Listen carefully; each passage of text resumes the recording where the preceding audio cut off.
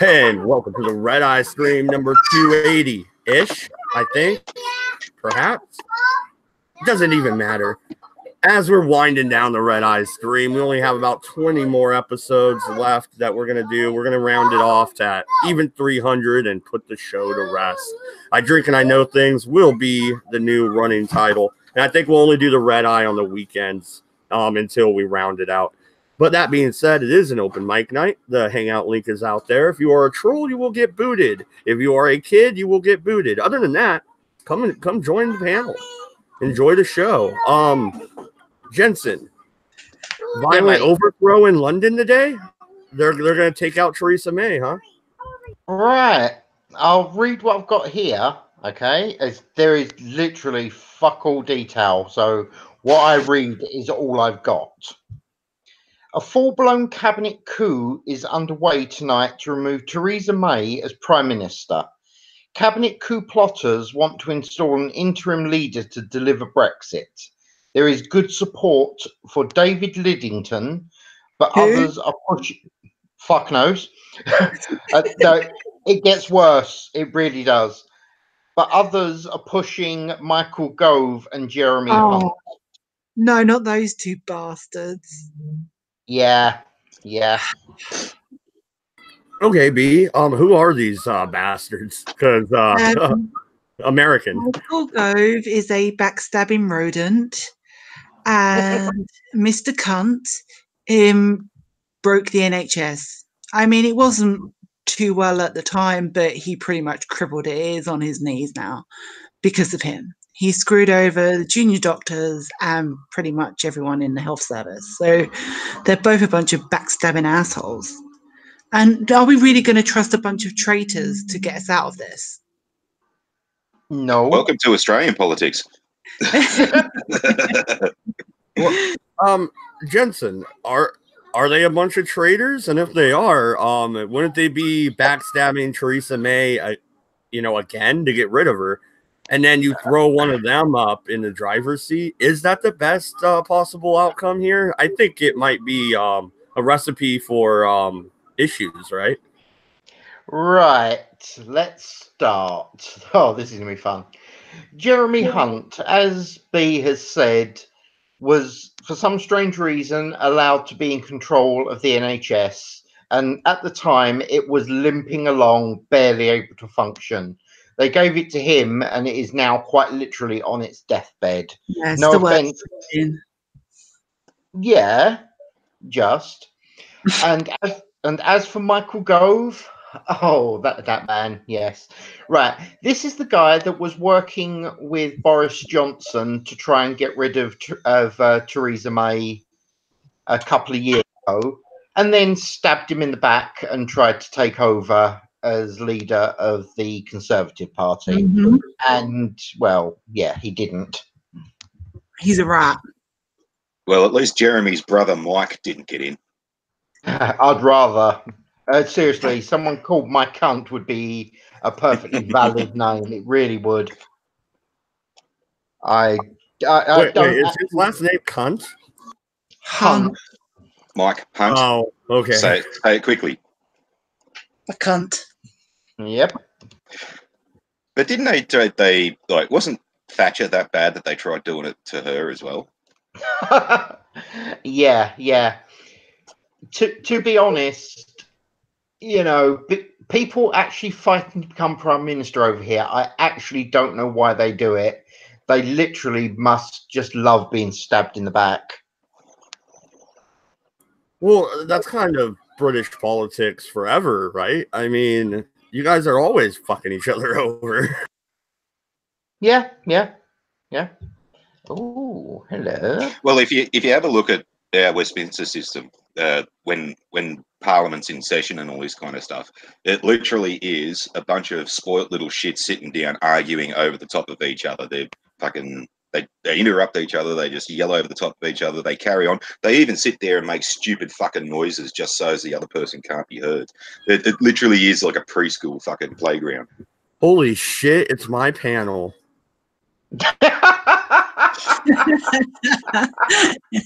I'm actually surprised anything ever gets done in the Westminster system. Yeah, it's bad. Could you imagine running your political system like I run my fucking live streams? That's not going to turn out well. Well, see, this is where I say dictatorships aren't all that bad. I mean, like just as as an example, you have like cell phone towers for just take that as argument's sake, right? Everybody wants their cell phone towers. They want their reception and all this kind of stuff, but they don't want it in their own backyard. And the people who are trying to get the reception for everybody and all this kind of stuff, they always get shouted down and badgered and berated and belittled and all this kind of stuff, and it never gets done. But people still want to suck about their phone service. In a dictatorship, what would normally happen was, right, you want your fucking phone service, the fucking pole's going in your backyard, and you're not going to do a fucking thing about it. Shut the fuck up and live with it. And that's in some cases what should happen, but this is what democracy brings out. Well, no, and Aunt Jack in chat says, what's wrong with that? If they're always fighting and they can't get anything done. I agree. That's why I like the American system where we just argue and it takes forever to get anything done. I'm always worried when a coalition forms to where they could shove stuff through, because that usually ends badly.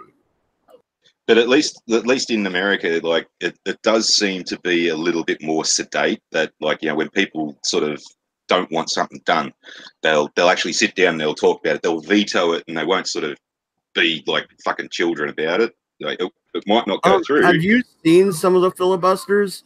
Other than Rand Paul, who actually goes in there and argues his point, you've had people go in there with a board, right? And they just stand there and draw and show pictures. Or they walk in there with a freaking book. Like this one time, they walked in there with nursery rhymes or whatever and sat there for 8 hours reading out of Mother Goose. Like, what are you fucking doing? Yeah, but you don't have them yelling over the top of each other and fucking bad mouthing themselves and the list like you. I know for a fact you poo your pants, so you can't. You shut up, you know, kind of thing. Oh dear God. Well, no, it does sometimes come down to name calling. And Cabby's in the chat. Hey, Cabby, links in general, links also at the top of the chat out there. Jump in, man, because it sounds like they're going to oust Theresa May. But then again, Jensen, they've tried this 3 separate times and failed every time, right? Yeah. Third time's the charm. Go on, B. I said third time's the charm. Fair play. Okay. Fair play. Okay. Cabby's just happy because that means his girlfriend can spend more time at home with him. Sorry, Cabby. And it looks like we have ASMG. someone new on the panel here. Stone Mexican guy. Welcome to the show. How are you? Hello. How you doing? Hi. There is a 1 million join march against Brexit as Tories plan to oust May. The biggest demonstrations in British history. A crowd estimated at over 1 million people yesterday marched peacefully through central London to demand that MPs grant them a fresh referendum on Brexit. Oh yes, I've heard about this. So like chances of this Brexit thing actually happening, because it's been talked up for what, like 2 years already, damn near. Yeah. So Right. I personally think it's not going to happen. The issue seems to be Ireland, which is what they're really stuck on. So for us to leave the single market means we can't trade with Southern Ireland, which means there has to be a border there. But we don't want a border with Ireland, so that means we have to stay in the single market. Why not? Why not build a wall, make the Irish pay for it? Oh, Yeah, that's kind of been going on for how many decades now? 1916, it all really went shitty. yeah, but Yeah. it's not the Irish who want this. It's the EU. They're not going to allow us to trade with Southern Ireland unless we're in the single market. Well, who cares what the EU says? If Ireland's okay with it and Britain's okay with it, what gives them the right? Ireland, Ireland- there's 2 countries. There's South of Ireland and there's North of Ireland. North of Ireland belongs to us and South of Ireland belongs to the EU. Well, I thought they were, the Republic of Ireland, so they kind of belong to themselves, but they are a member state of the EU. Yep. But why do Andy- you need to trade with Ireland? Trade with The- America. The EU is trade. confusing. Yeah, well, it's all a big fucking mess. We Hey, you got to Cabby. trade with Ireland, or else you won't get your DeLoreans. Well, we want to trade with South Ireland, just the EU won't let us unless we're in the singles market. Yes, and it's not got the fuck all to do with them. I don't understand when people say they won't let us. Fuck them. They have no right to tell us what the Yeah, fuck exactly. to do. That's what I'm I saying. Just agree with that. trade with whoever you want, and then just go up to the EU like Che Guevara did back in the day and tell them off. Why Or do no, we wait, keep he didn't going say the to them United Nations. asking Never what- mind. Can we have permission to do something? Fuck off. We just do it. I We want to. agree We're a with you. sovereign nation.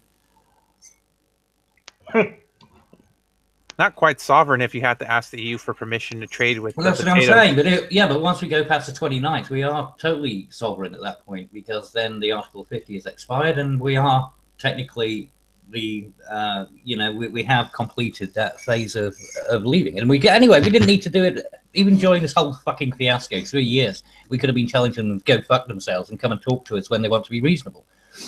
Whereas Theresa May turned it the other way up and just went cap in hand to them from the very beginning, Yeah. stupid bitch. Right, maybe I'm paranoid. Okay, I am.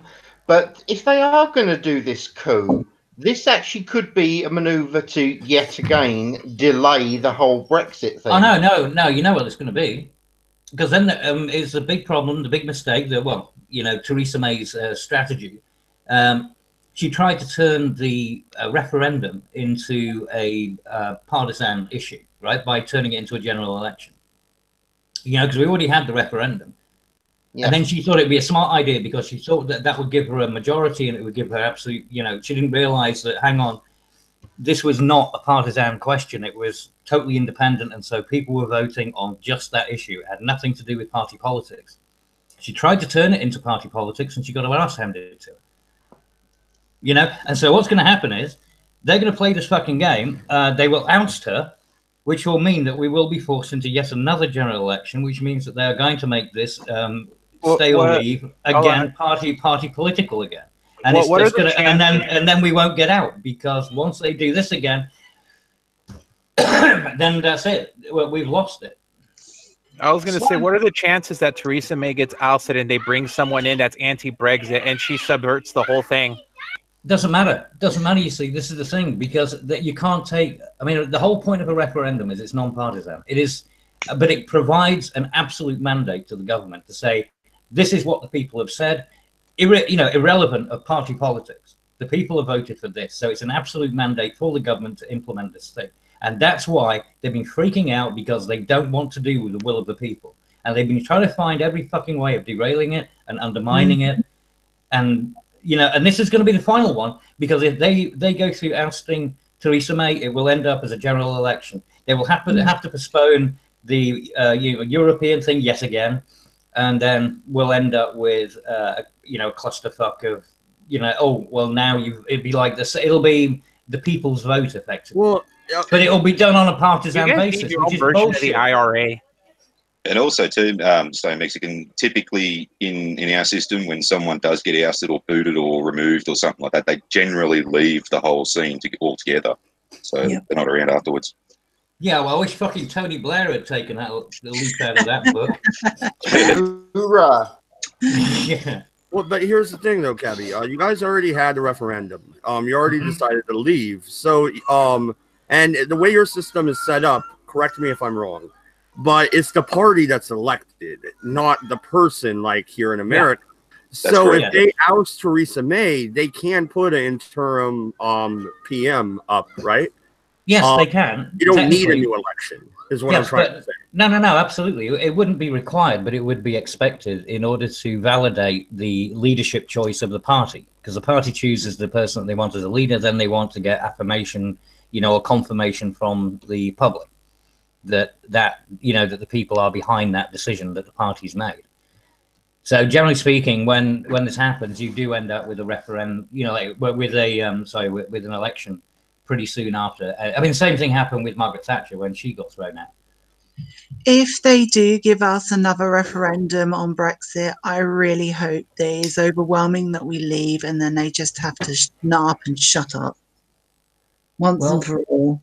You see, that's why I don't think they'll take it to a second referendum. I think they're going to use a general election as a way of avoiding it and of killing it. That's what I think they're going to do. That's bullshit if they do that.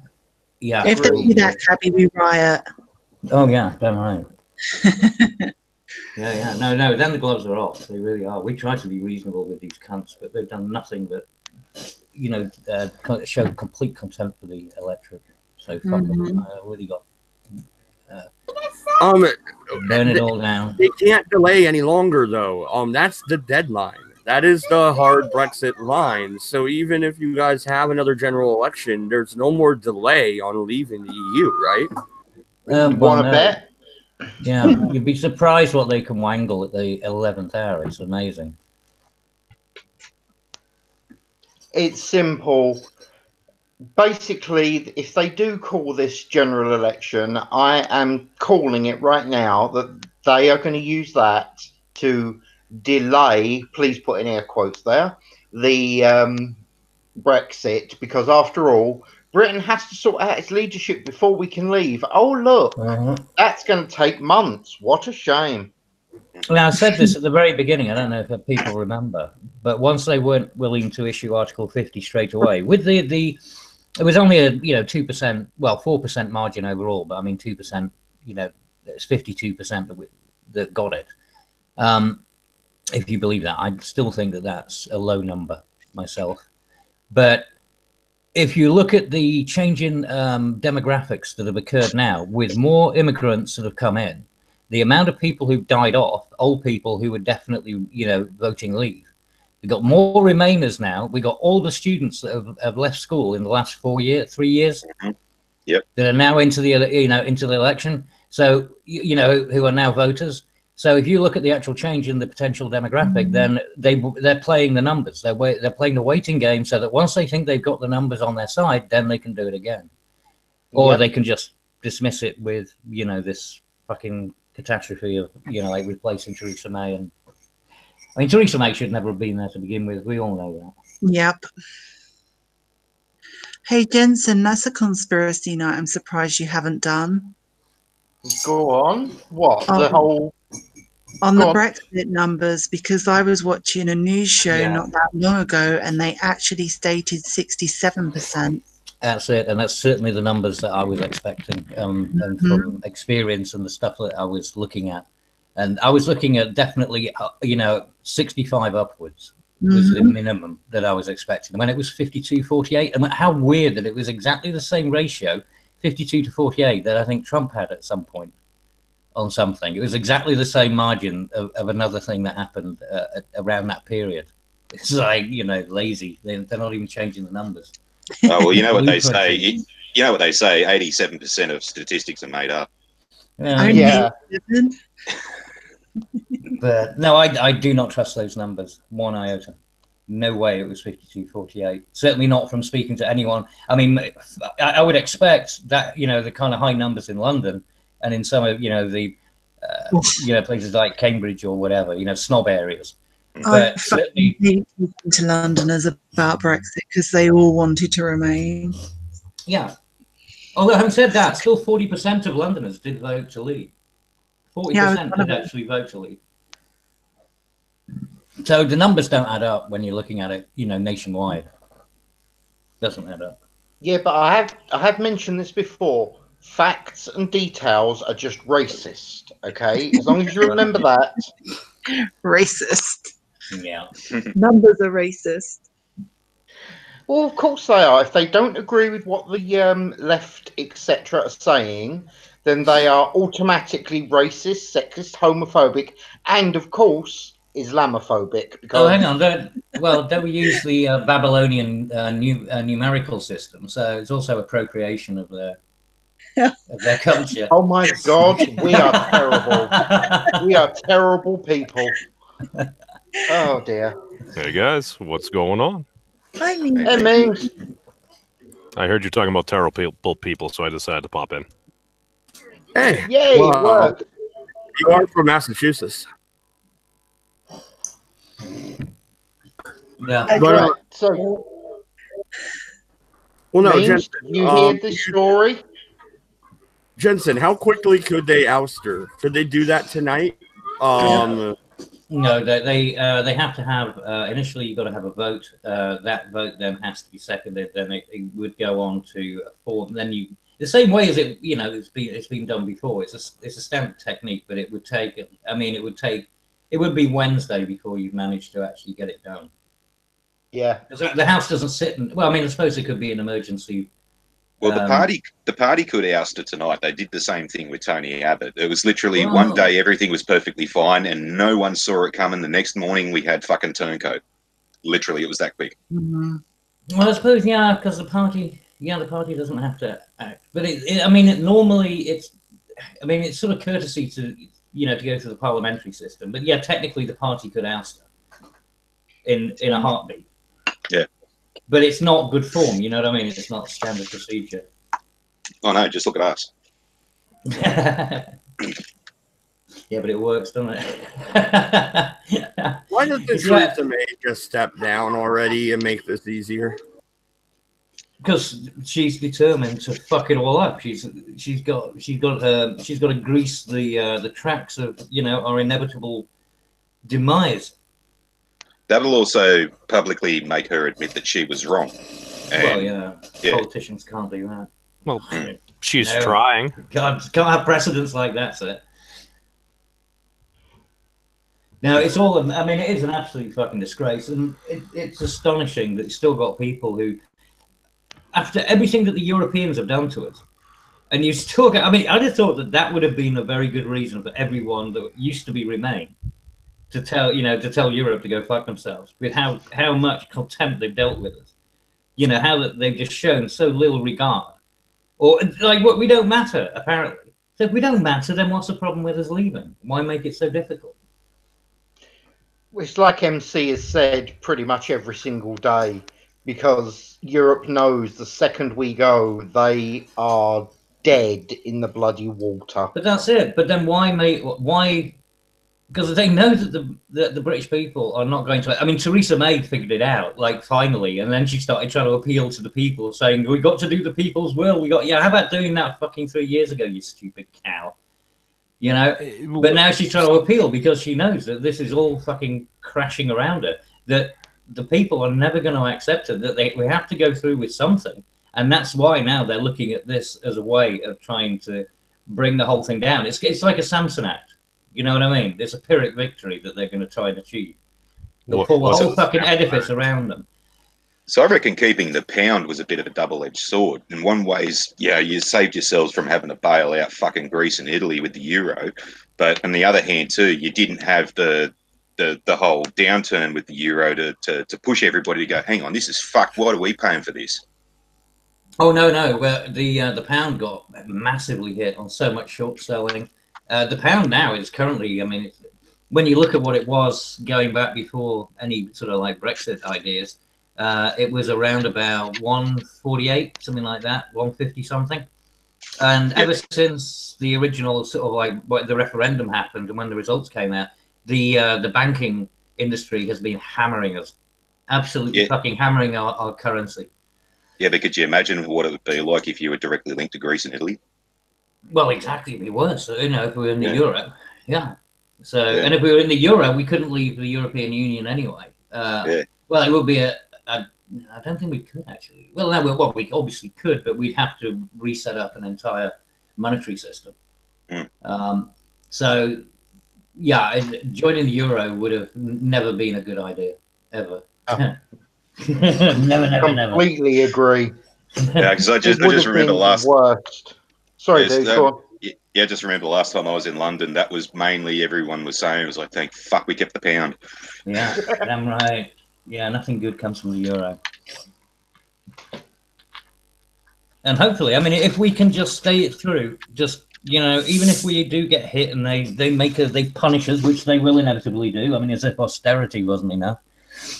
And we actually do manage to, ride that initial, wave. Then they'll get into line and suddenly realize, well, holy shit, we either make it work or you know, we're all going down in the boat together, because I don't think they've worked that out yet. But a lot of things. Retards. See, I thought the captain jumped off the boat, but that was in Italy, right? The cruise ship. They got caught. The captain, I thought he got in trouble because he dove over into one of the lifeboat. Yeah, that one. Concordia. What about it? Yeah. Well, I was going to say sometimes the captain jumps off the ship. What about Concordia? At least in Europe. The Costa Concordia, where the captain fucking left the ship without. He left the ship before everybody else did. Oh yeah, that guy. Yeah, they found him in a bar, didn't they? Oh, Cabbage can't hear me. This is great. Oh, I can say words and he can't understand. Well, I don't think a lot of people in England realise with the pound sterling that it is a second to the greenback, where like in Africa, for example, you can either use their local currency or the greenback works just as good. And if you don't have any greenbacks, they'll happily accept pound sterling. Yeah. In fact, there are countries that are still using shillings. You know, the old shillings, silver shillings. Bloody hell. Yeah. But they are silver, you know, so they do actually have some intrinsic value. What happened to B? Where did B go? She actually said in Discord she's not feeling great, so she's going to lay down. She was allergic to me. She left when I came in. Yeah. Well, okay, so Farty, you haven't been around for a while. How exactly did an Australian citizen smuggle a bunch of guns into New Zealand and proceed to go on a rampage? I thought your countries had very strict gun laws. Well, see, this is the big misconception, you see. This Jacinta Ardern, who looks like she's been fist fucked in the face by an elephant, and I'm really getting fucking sick of seeing her with a fucking hijab and a bloody big hug and a boo-hoo fucking look on her fucking face and all this kind of stuff. She's now starting to toughen up New Zealand's gun laws, which you were allowed to have automatics and assault rifles and all this kind of stuff up until about a week ago. And the best part about it is you didn't need to be a citizen. You didn't even need to be there for 5 fucking minutes. You could literally walk into a fucking gun shop and buy a gun. So that's her problem. That's on her shoulders, and why she didn't do anything about this before, whilst all this other stuff, like especially in America, has been going on, is fucking beyond me. But as far as her being tough and hardline now and all this kind of stuff, stiff shit, bitch, you had your fucking chance. But as for the Aussie bloke that fucking did it, I reckon he probably watched a lot of CNN and just went, you know what, hold my beer. So wait. Well, they'd have FBI background checks or something, right? No, not even that. No. Oh, that seems like an oversight. Yeah, especially considering that, like, when we changed our gun laws because of what happened and the amount of shootings that have been happening in America, and this silly bimbo's just like, oh, this is New Zealand, or we're all nice people out here. This won't happen out here. Nah, this won't happen. Oh shit, it happened. Oh shit.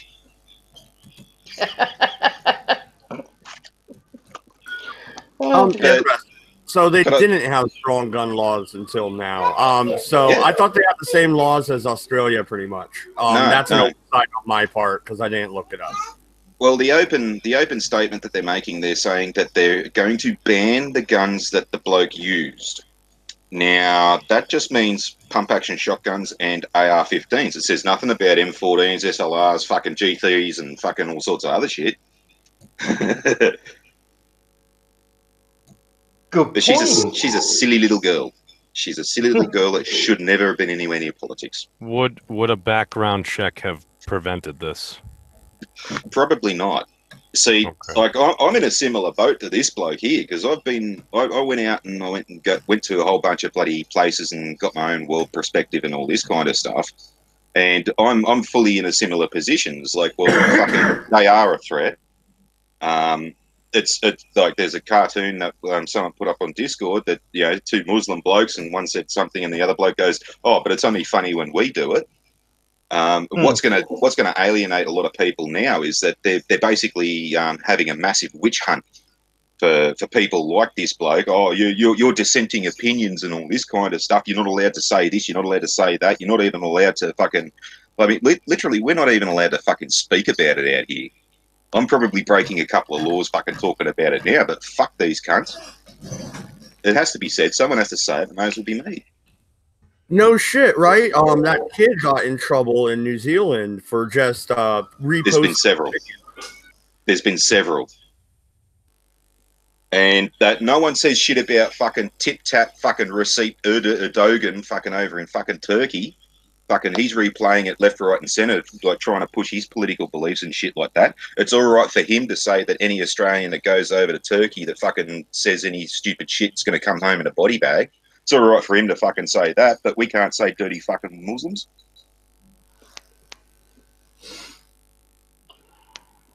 Yeah, no, I agree. You know, I'm a proponent of free speech.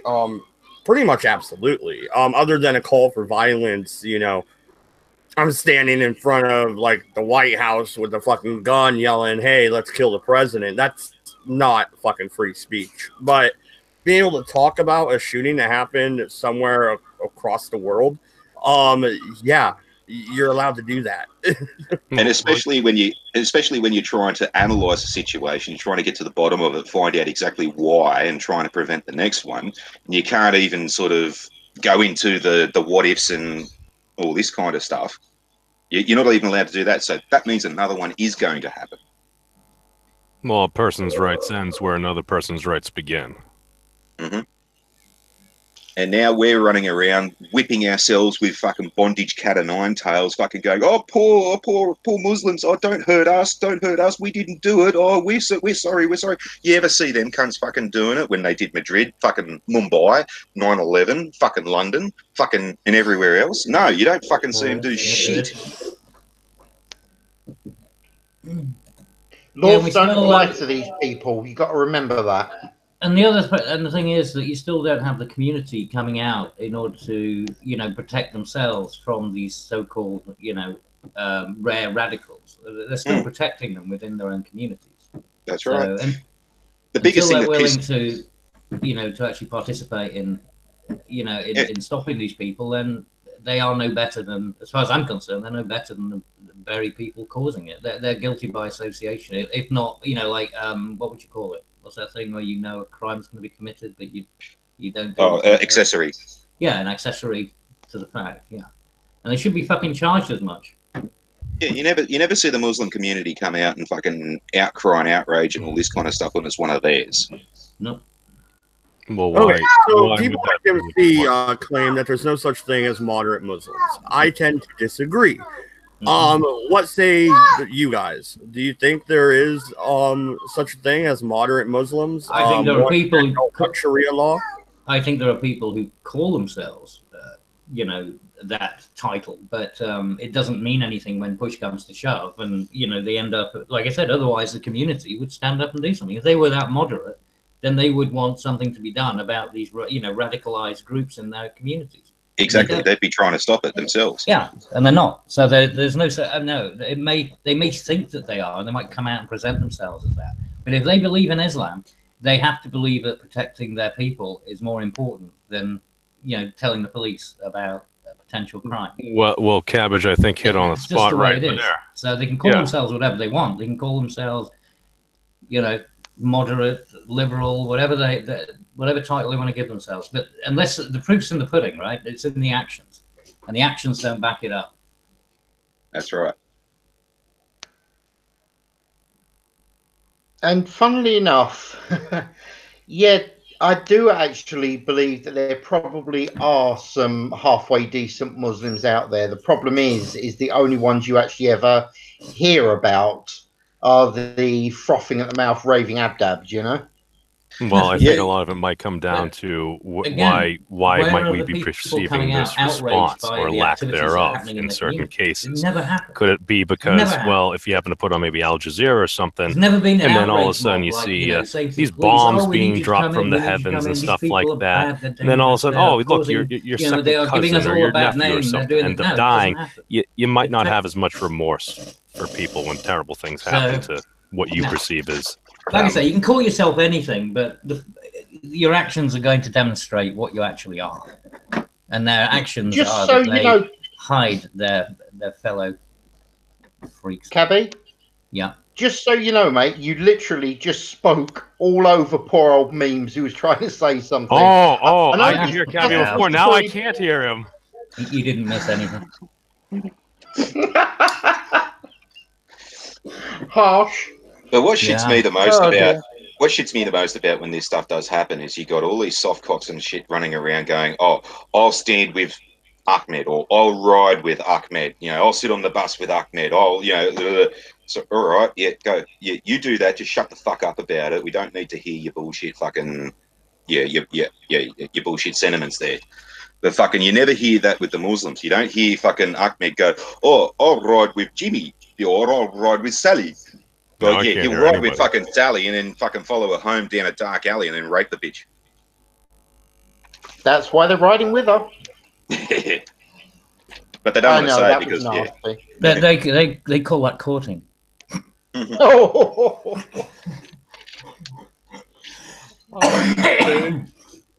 But when all said and done, this was fucking coming from like the only thing that I'm really pissed off about this bloke, that what he did wrong, is he didn't do it to the Auburn Mosque, because there's been a rumor for like over 20 fucking years since the thing was built that there are fucking assault rifles and shit buried in the walls of that place. And when shit does hit the fan and they decide that they're going to go and do stuff, that's where they're going to get their guns from. They're already here. But we can't say shit about it. Well, there was the whole point that apparently one of the people in the mosque actually pulled a gun and went after the dude. So I thought he picked up an empty pistol and threw it at the guy. Well, there were 4 people that were detained on the day. There was a couple who, I can't remember exactly what they were doing, but there was one guy who did basically come from his own house with his own gun and tried to chase this bloke down. I don't know what nationality he was, though. Okay, because again, I'm basing this only on shit I've heard. Yeah. But apparently, they're supposed to have been dude actually in the mosque pulled a gun and actually was cracking off some shots at him. Now I don't know. I'm just saying what I heard.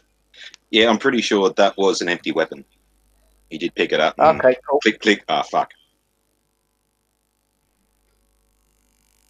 Okay, cool. Yeah, but the fact remains, though, gun laws don't stop criminals from getting guns. Murder's already illegal. I mean, how many different times do we have to make the same argument before people get it? Heroin's illegal. People still do heroin. Well, a wall isn't going to fix our border problem. No, this is what New Zealand Each of those things could reduce other aspects. To what extent is what people usually argue about. Banning things usually doesn't work. Yeah, this is what New Zealand is about to find out. It's the same thing that we found out when we did the same thing. They're going to go and do this gun buyback bullshit and all this kind of stuff and outlaw fucking automatic weapons. The problem is that there are so many unregistered firearms out there that they're just going to do exactly the same thing as my dad did and just not tell the government that they got them. And you'll still have those guns out there. And then it will be a case of 20 years down the track when, say for instance, your father has a Bren gun in the roof, right?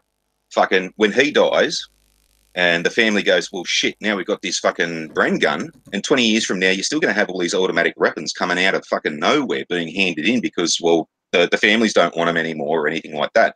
But you're still going to have people who are still alive that still have these weapons that are going to be alive 30 years from now and 40 years from now. And you're going to have several more gun buyback things, and you're still going to get these automatic weapons coming out of fucking nowhere because there are so many unregistered ones that no one knows about and no one's going to tell them. Well, that's the whole point of why you don't register your firearms. If you register your firearms and you're on a government list, then the government can show up and take them. So registration is the first step to confiscation. Mm-hmm. Agree. But then they're also going to have the same thing here that we've got here, like with bikie gangs and all this kind of stuff. Like there's the famous mongrel mob that come from New Zealand.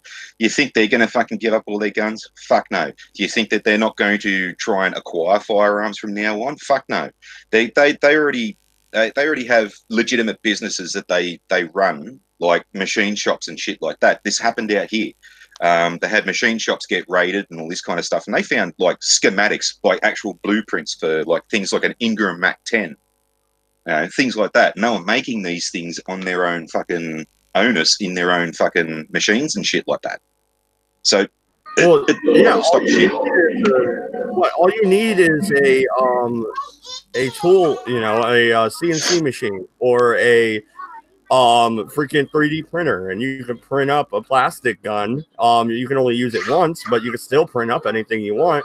And with the CNC machine, you can actually cut metal parts out for your firearm. You just need to know what you're doing. All you need is the barrel. I mean, anybody ever heard of the Liberator pistol from World War II?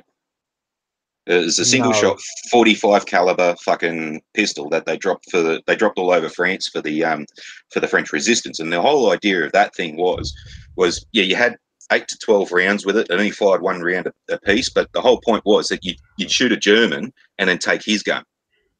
I mean, all you need is the barrel. The plastic gun schematic that the dude put online, that's what he called it, the Liberator. Yeah, well, all you need is the barrel. That's all you need.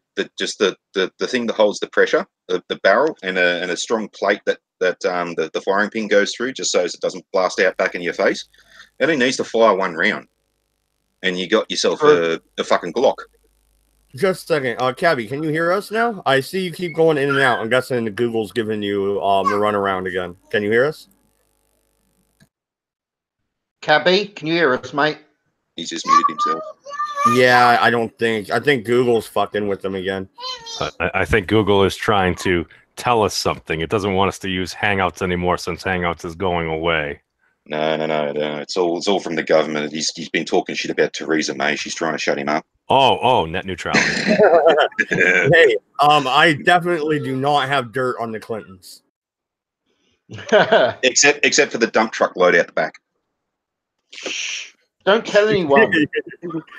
But no, what you were talking about though, Farty, before I cut you off to try and see if Abby could hear us, is really interesting because it was pretty much a single shot. And then you also have things like zip guns, where you can make a plastic gun. You just need something to hit the firing pin, the primer. Yeah. You can just take a fucking 22 round and hit it with a hammer. You know what I mean? Like, come on. Well, I don't think that's going to work well for you, Matt. You could try. No, when was the last time you hit any of your rounds with a hammer? What happened? Well, uncontained, it'll just basically have an uncontained detonation. But if you put it in something that will contain the detonation, and with a 22, you don't really need much. All you need is to make the propellant fucking push the bullet that way instead of just bursting the casing and go everywhere. Yep. So it's kind of like a potato cannon. Yeah, pretty much. And I've totally never made potato guns at all. They are not fun as hell either. Like, totally not. We almost got into fucking trouble one day. We were down at Point Sapper, which is a training area near Holsworthy in Sydney, and we had these fucking landing craft come in, and they dropped off a section of artillery. And while they were there, there's one bloke up on the bridge. He pulled out a fucking potato cannon, and he's like, "Hey guys, watch this!" And we've looked down the river, and there's these 2 fucking kayakers that just come past, and the fucking potato landed right next to one. He shit bricks. He flipped over and was fucking carrying on like crazy. He thought that we were fucking shooting at him. Awesome. You were shooting at him. It just happened to be a potato and not a mortar.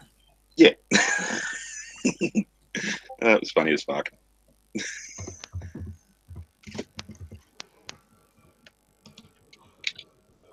Right, so now that we've basically got ourselves in trouble pointing out that we all know how to make illegal firearms, what do we want to talk about? Actually, potato guns are legal as long as you're out in the country. You're not allowed to take them into town. And they kind of frown upon the fact that you use hairspray as the combustion, but you're destroying the ozone, man. Come on, be green. But you see, this is my fundamental point about everybody being told to shut up about this is that, like, whilst we're all being told to shut up about it, nobody's actually thinking about, well, okay, if we do this, how are people going to get around it? And if you do say that, well, if someone wants to get around it, they can do this, you get accused of, oh, well, why do you want to do that for? So I'm not fucking saying that I'm going to do that. I'm saying that if I think of it, then some other cunt who has nefarious fucking ideals will. Now, you need to think about that. Oh, but that won't happen. Right, well, now we're in the same fucking boat as what we were in 3 fucking weeks ago. What's your point? How's about you shut the fuck up? So we should restrict information. No. In that fact, doesn't sound very egalitarian. No. Everyone should be able to fucking say, like, hang on a minute, but what if? Yeah. I mean, go on. Unfortunately, this world doesn't actually like people that think nowadays. It won't be long before thinking is now considered, racist, sexist, homophobic. Pick one, basically. Oh, I thought it was. Well, I've even had this argument with truthers, about okay, if I came to you on September 10th, 2001, and said, tomorrow, 4 planes are going to get hijacked, 3 of them are going to get run into the buildings, the Twin Towers and the fucking Pentagon and this, you'd say I was fucking nuts. Oh, who would do that? Why? Why would they do that for? And then on September 12th, you're like, oh, fuck, well, they did. Yeah, especially after you've already been running. To be fair, there was a. I think President Bush was one of his morning briefings. They did have. They'd already been running different programs, for these things. I can't go, Gabby. Motherfucker. Okay. Just because of the way this is going, I'm just gonna do it the simple way, okay? Who can't hear who? I can hear. I'm assuming you can hear me, yeah? I can hear. I can hear everyone except Cabby. I can hear memes. Right. I can hear Cabbage. I can hear memes. Yeah. I can hear everybody, and I can hear Cabbage talking over memes. And it's great. Don't stop that shit. Yeah, but I'm doing it anyway, and I can still hear him now. Oh, okay, cool. Yeah, so carry on. Just let it happen. Yeah, Cabby smells like cabbage. Yeah, well, see, it's, just let it happen. That's what the Muslim said.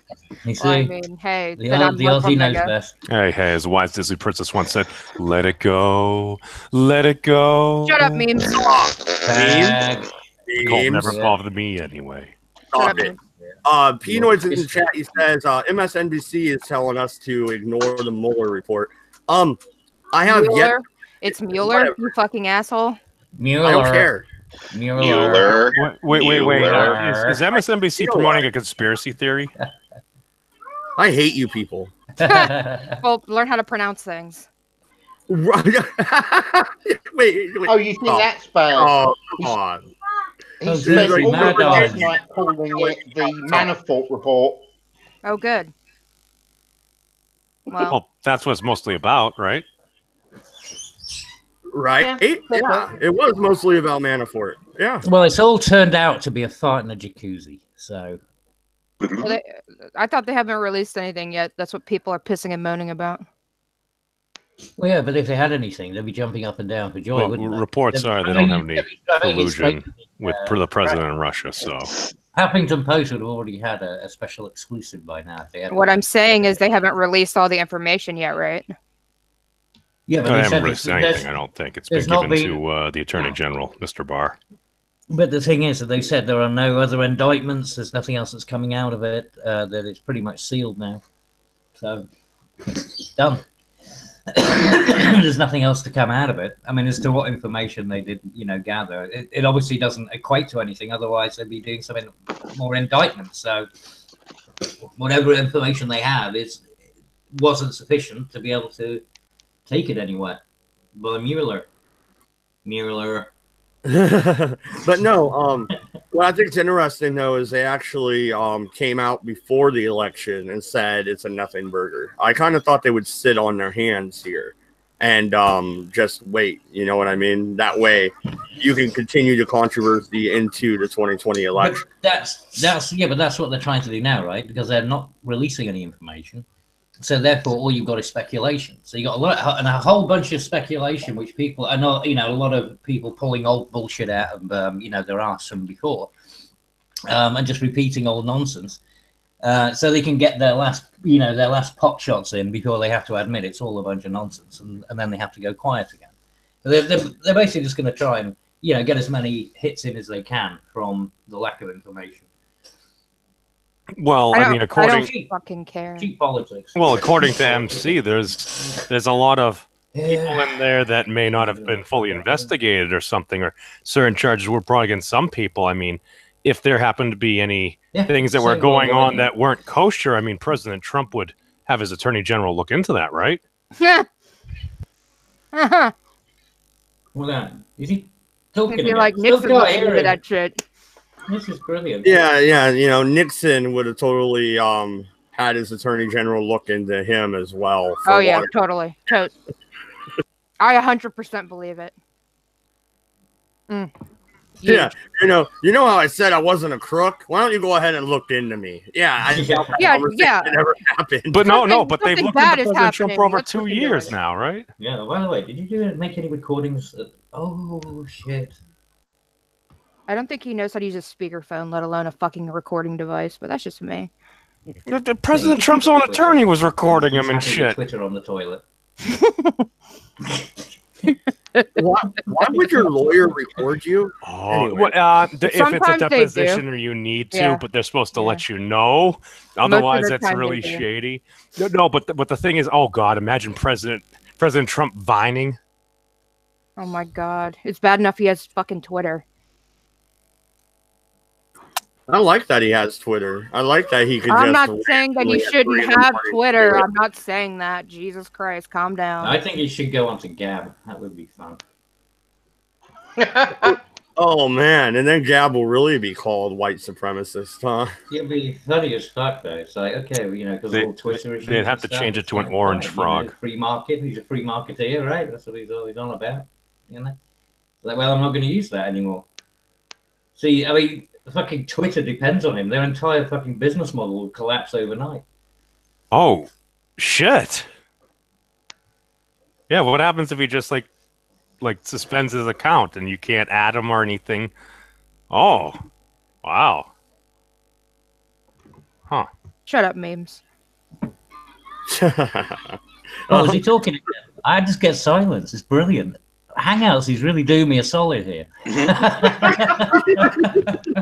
Score one for Google, huh? Yeah, for once they've done something right.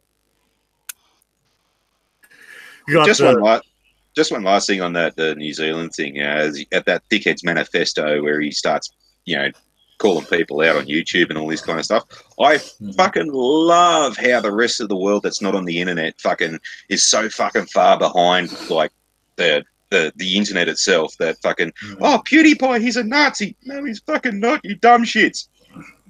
Yeah, it's funny to hearing normies try and talk about things like 4chan and stuff as well. It's just you have no idea. Shut up and sit in the corner. Oh, we've got to shut this 4chan down. They're all neo-Nazis and all that. Oh, fuck off, they are. No, stupid. It's quite astonishing. Reddit, anything. You don't want to go after 4chan, man. There's some fucking awesome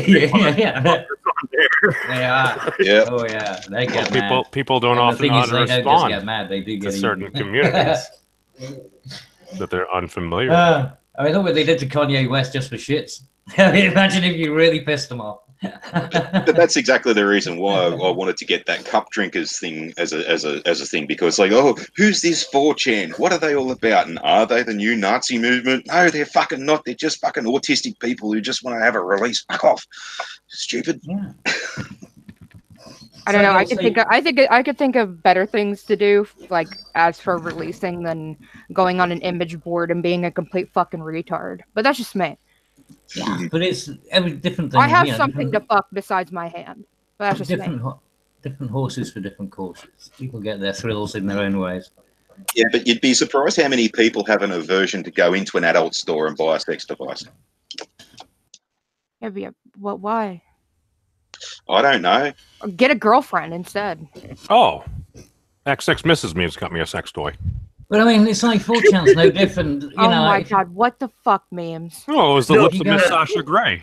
Suddenly I wish I had Cabby's Hangouts patch. What the fuck, memes? Like, I have a video on it. Hold on, I'll post in the chat. Oh no. God. Brilliant. You see, I told you, it's wonderful. Google is actually doing me. You know what, Cabbage? Favor. He has a sex toy his ex got him. And it's someone's lips. And you get to know about it because I have to fucking know about it. No, Miss Sasha Grey. She's a adult performer. Now you get to know. And my ex got and he has a video. He has a video, Cabbage, and I'm going to send it to you on Discord. Oh, God. So you can suffer. Doesn't mean I have to watch it or download it. No, fuck you. Yeah. Me and my ex got bored one day. We went to an adult store and got a make your own dildo kit, and I made a mold of my own dick. Yeah. What is wrong with you people? It was funny. Mad Dog, That's you weird. believe in Bigfoot, dude.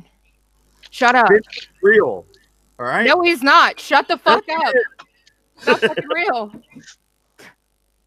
I know a lot of girls who fucking have clones of their husband's dicks, but that's because they're in the Navy. You know, that's just most of the sailors have got them too. Memes, you're not in the video. Memes. You're this asshole over here. Memes. Fuck off. Yeah. I'm not drunk enough for this. Seriously, you are just a waster.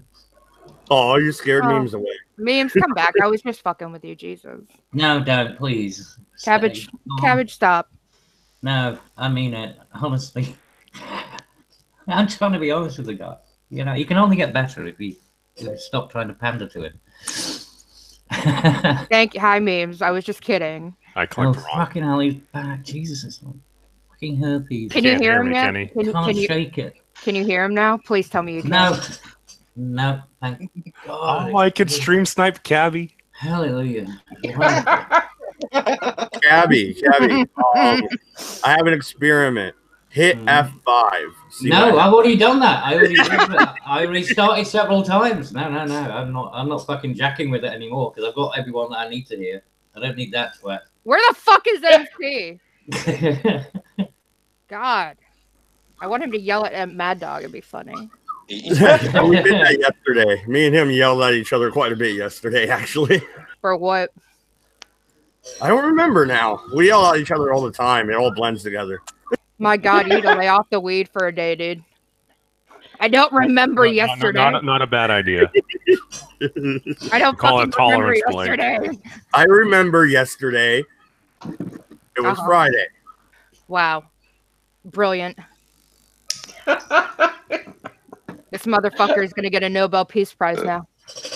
Oh, nice.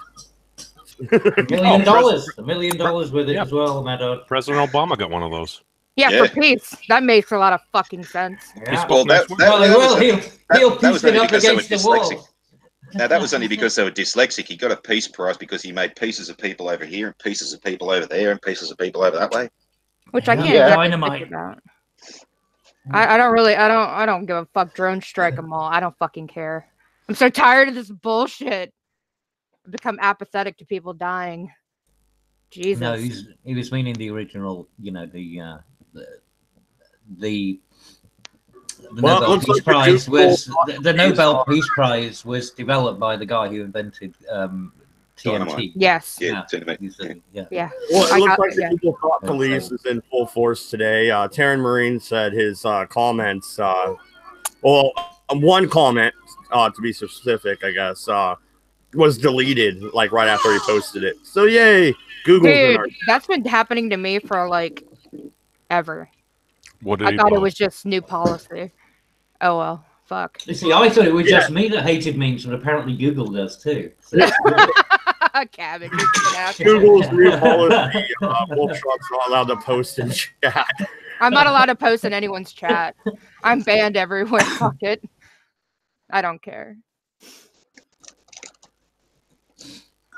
So, Gabby, why exactly haven't you ran down the streets of London with your torch and pitchfork yet and gotten rid of Theresa May like, you know, you should have a while ago? Apparently, Cabby is a big racist, according to this chicken chat. No, his broadsword's too heavy. No, I'd much rather use a mace if I'm going to go down that route. Maces are good. Yeah, why aren't you protesting with everyone else, faggot? What do you mean protesting? Isn't that what people are doing today in London or something? Yeah, Cabby's a keyboard warrior. There's different protests. In different He's allergic to real life. You can't hear any of this right now. Savage. Mace is good. Mace is good. A double mace is good.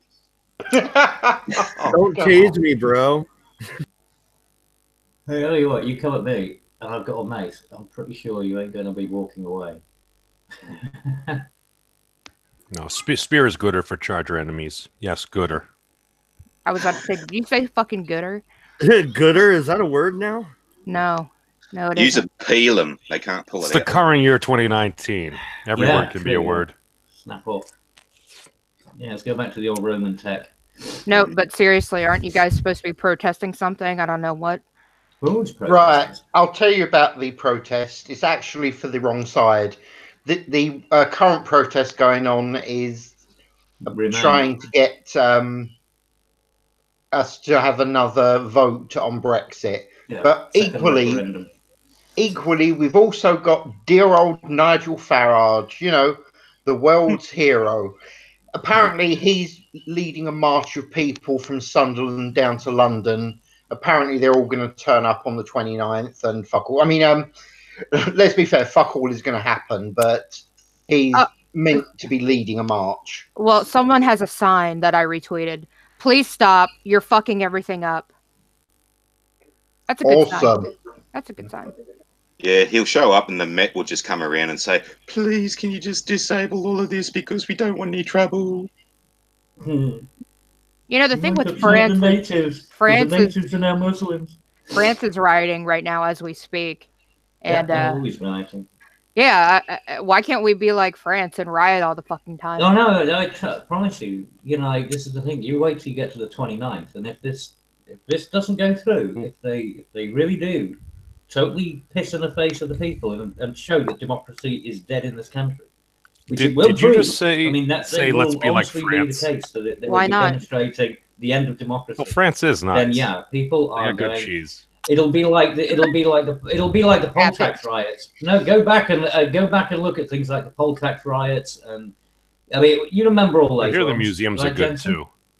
I mean, you got people flipping over police cars in the streets. You know, I mean, well, that happens here when we're like police cars burning only in the first time and everything else. I mean, they went mental, and it wasn't Antifa or anything. These were just people out on the streets because of the poll tax. You know what we riot about here? Fucking sports. When we win. Yeah, well, the Canadians do it for hockey. When we win. Like when fucking the Eagles won over here or whatever. Oh my God, like even here in Virginia, fucking they were fucking freaking out in the streets and shit. It's been a while. They had some pent-up aggression. No, that's particularly retarded.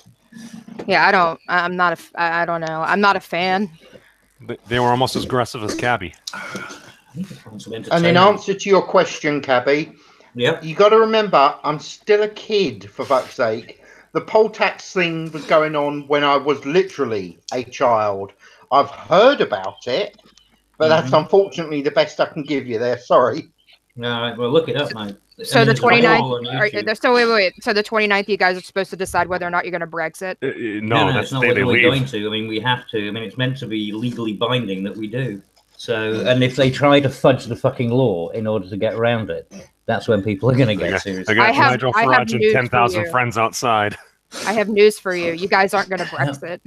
Oh, no, I know. I said this from the beginning that once they didn't issue it within the first week of the Article 50 being available, you know, once Theresa May said, we're not going to do it for 18 months, it was like, they're going to fuck this up. But you're not going to, you guys aren't going to Brexit. I hate to break it to y'all, but you're not going to Brexit. Well, that's the government not following the law. Brexit, but because of the fuck up that they managed to achieve, we are going to be in a Brexit which has absolutely no direction or anything like that. Because even if we replace the whole cabinet, we still don't have people to replace them who are Brexiteers, because like 80% of the whole of the Houses of Parliament are all Remainers.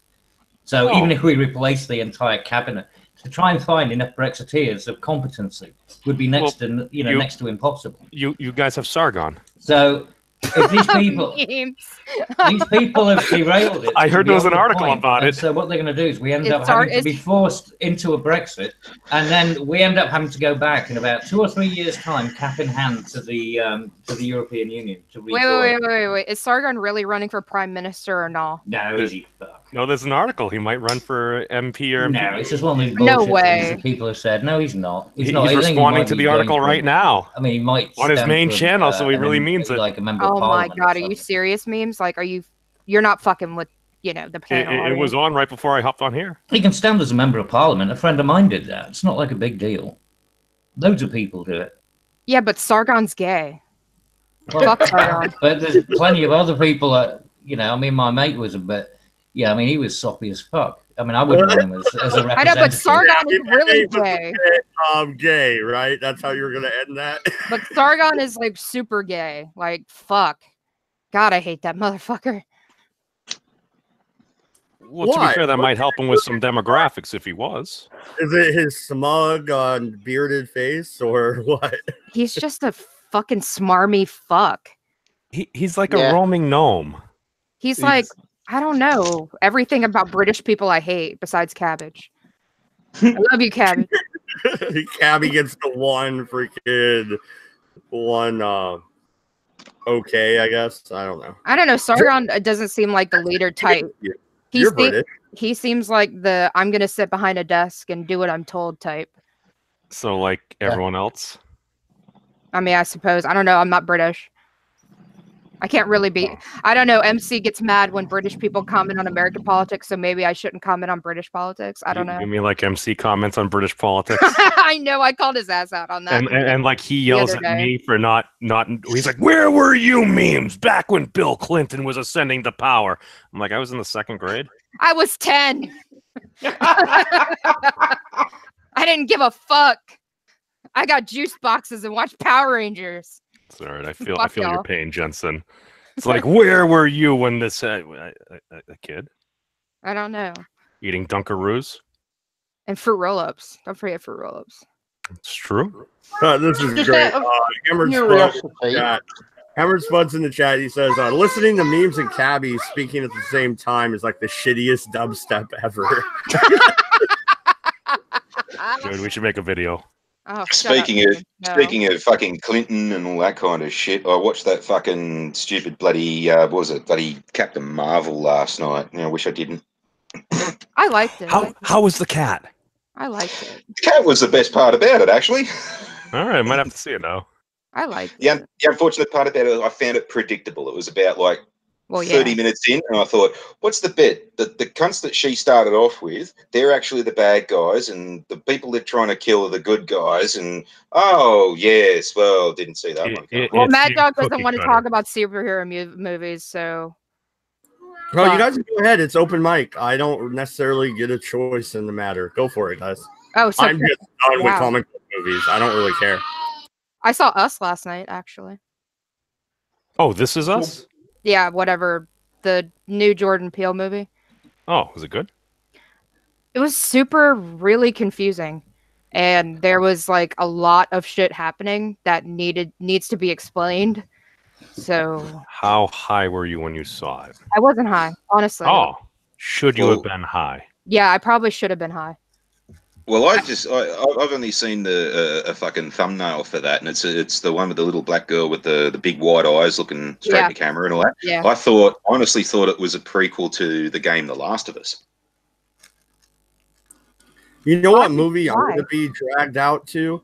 My wife saw the preview for fucking Dumbo, and it turns out that was her favorite cartoon as a kid, so she has to see the live action version. I like the racist crows.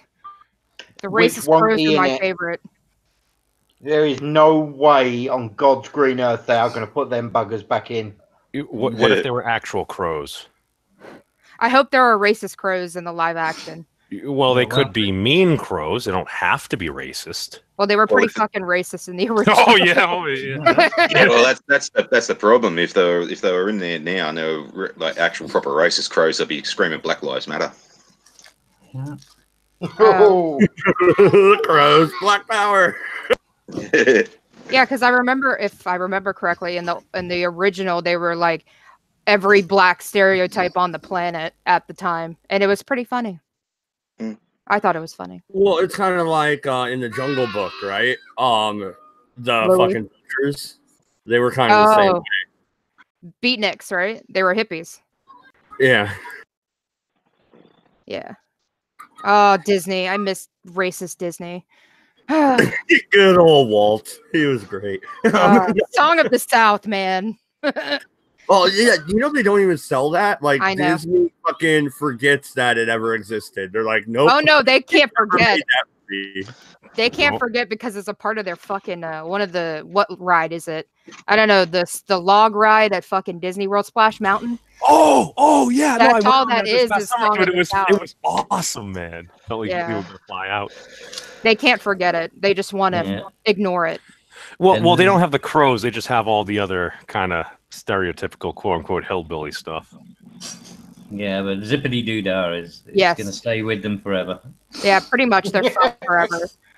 Dude, actually, Disney owns like half of the world, more or less, right now.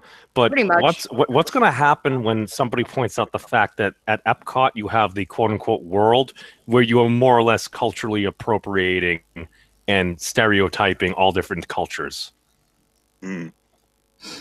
Like, if somebody were to happen to point that out, like it stands in line with other things that have been criticized. I'm just saying, for me visiting that last year and putting things in perspective. What do you mean putting things in perspective? Would that ruin the happiest place on earth? No. I don't know how it's the happiest place on earth, man. It's fucking expensive. Oh, dude, ex-Mrs. Meme, she freaking ran away crying for me at one point. It wasn't the happiest of That's probably not like, who's shocked by that? Yeah. Memes. No one. Exactly, because you're gonna ask, and you know. I didn't mean to hit her with a wave. I saw This Is Us or whatever, and there was a lot going on. I need to see it again, and it wasn't a horror movie. It was more psychological than anything. I was kind of disappointed. I wanted a real horror movie, but which film? Us. Us. Oh yeah, I heard about that. Yeah, it's getting slated. It's not getting particularly good reviews. I've seen a few things about it. Ace is in the chat. He says the happiest place on earth is the Bunny Ranch. It's pretty happy from what I've seen. Oh, the cat house. What is it? The cat place in Texas? Somewhere in Amsterdam where you can have your coffee, a blunt, and a blowjob. Yeah. At the same time. I thought they used to call that a wagon wheel. That's the Oh, wait, that's something else. The fuck memes? Stop trying memes. Doesn't work. You can hear memes now. I know, sadly. I know. There's a blowjob cafe in Amsterdam. I want to go there. Gabby can hear me? Yeah. No, that's awesome. I can't hear him. Good. Excellent. Good. We're making fun. Even better. Google is rip the shit out of his fucking retarded self. No, it's because it's a Mac and I'm not using Chrome because for some reason Chrome won't let me actually access my camera even though I gave it permission. Do you huff your own farts too? I have. You haven't? You've ever wondered what your poop gas smelled like? Come on. Mummy and Daddy. Do you drive you get Mummy and Daddy to get you I drive a different one? I drive a Honda Fit. Dude, I drive an economy Prius. I looked at the Prius; it was too expensive. Yeah, well, Mummy and Daddy wouldn't cover it. No, I factored out the extra $12,000 over so many 10 years, and it made sense. Yeah, it's a lot of pocket money, isn't it? That's the shirt I want to go and get. The shirt I want to go and get now is the one that says "far loading" and it's got like half a load bar underneath it. Yeah, we just bought a $10,000 fucking Chevy Cruze. If this fucking car breaks down, I'm gonna blow up the Chevy plant. That's right. Blame Holden. You may not want to state that. Blame General Motors Holden. By the panel of the Redeye stream, you not necessarily reflect the views of the Redeye stream or Mad Dodge Productions on a whole. There we go. Dodge. Right? Yeah, Dodge.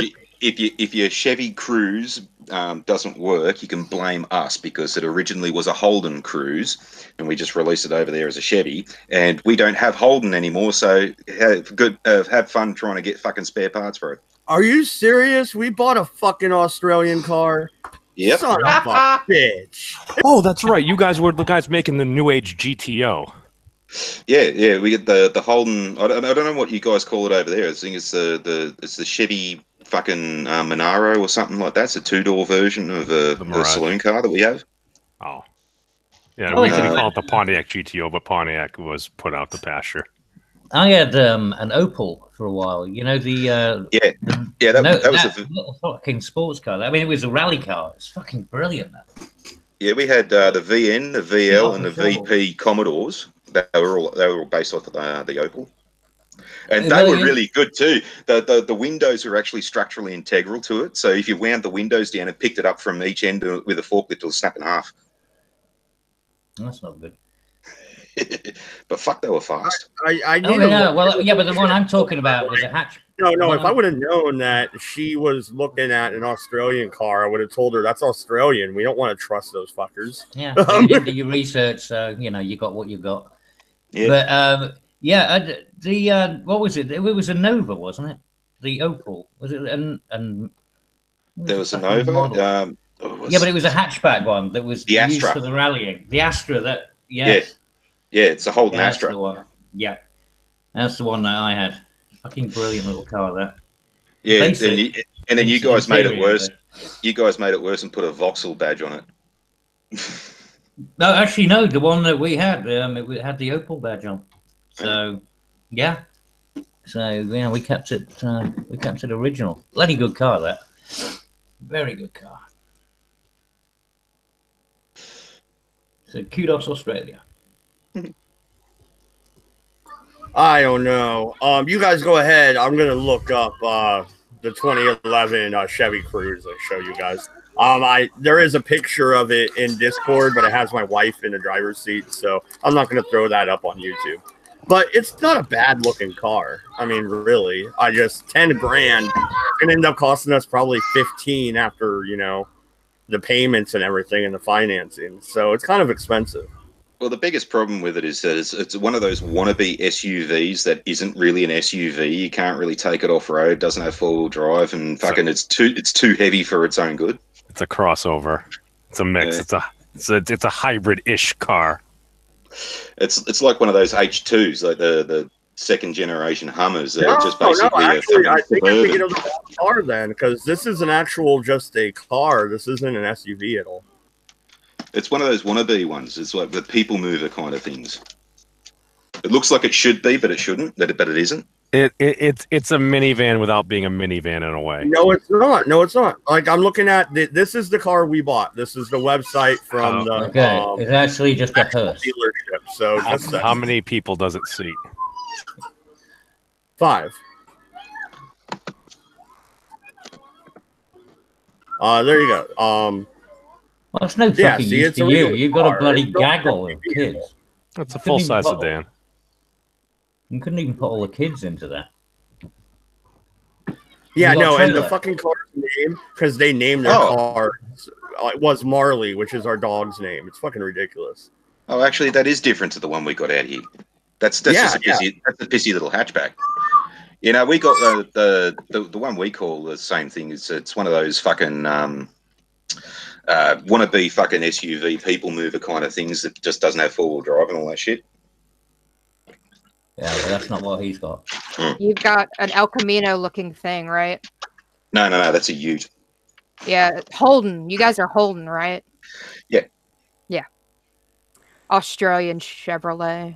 I didn't realize that the fucking I better stop presenting. I didn't realize that the license plate was showing, and that is actually the car we bought. So I better stop presenting. Yeah, but you have congratulations, Barbara Streisand.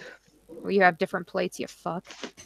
Yeah, congratulations, Barbara Streisand. No cunt would have known that had you not told us. Yeah, for real. It's like, I mean, what are those stupid things to do? I'm just going to tell everyone that this is actually my vehicle. Oh, shut up, Cabby. Nobody asked you. How's it going, Hammers Bud? All good, bud. All good. So sad. Oh, let me not show my license plates, even though they're not actually my plates, because I have different fucking plates.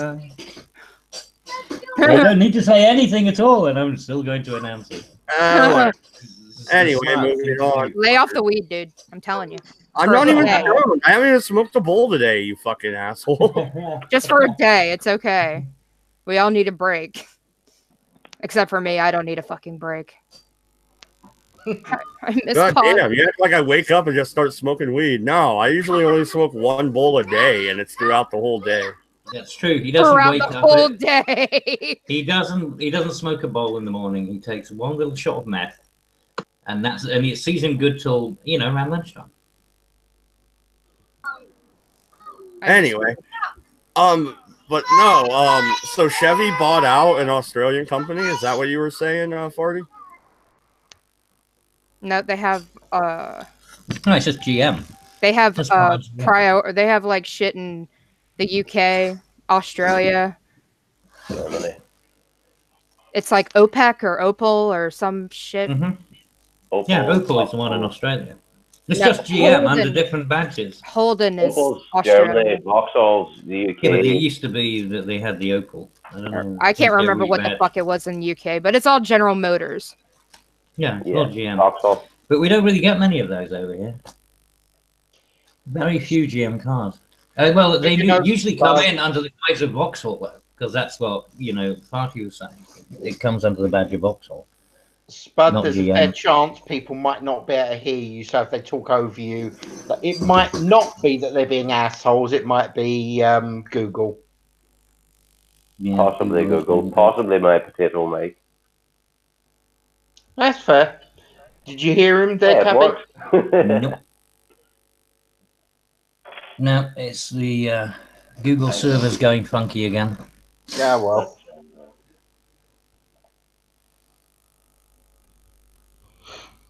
This is really exciting. I can hear everyone else okay. It just seems to be people that turn up after you that you're having problems with, dude. No, because I was here already, and it was memes that turned up. So it's not me. That's what I'm saying. People coming in turn up after you. Who broke Google? Well, no, because I heard Outlaw. I could hear her. Ah, good point. So yeah, it doesn't apply, I'm afraid. No, it's just memes. Like I said, I thought Google was doing this, but me deluding myself. But yeah, sorry about the yelling. Joshua in the chat was saying that it's a economy car unless you have the RS package, then it's more like a sports car. We actually got the RS package. So yeah, she gets up and goes. I mean, it's not a bad car. Well, it could have been worse. You could have bought a Ford Focus ST. You could have bought a Honda Fit. No, actually, it's a sanitary towel. I was looking at a Ford F-250 extended cab, and my wife's like, "Nope, it's a Ford." I'm like, "God damn it, bitch! What are you gonna fucking haul around?" Fixed or repaired daily, found on rubbish dumps. Hey, you know that the Ford have got this new feature on their cars. They've got a hand warmer on the rear part of the boot lid, so that when you're pushing it home at night, you keep your hands warm. You know, they made sidewalks for Ford drivers, so they've got a nice, safe way of getting home. Street lights are actually invented, so Ford drivers can see where they're going when they're walking.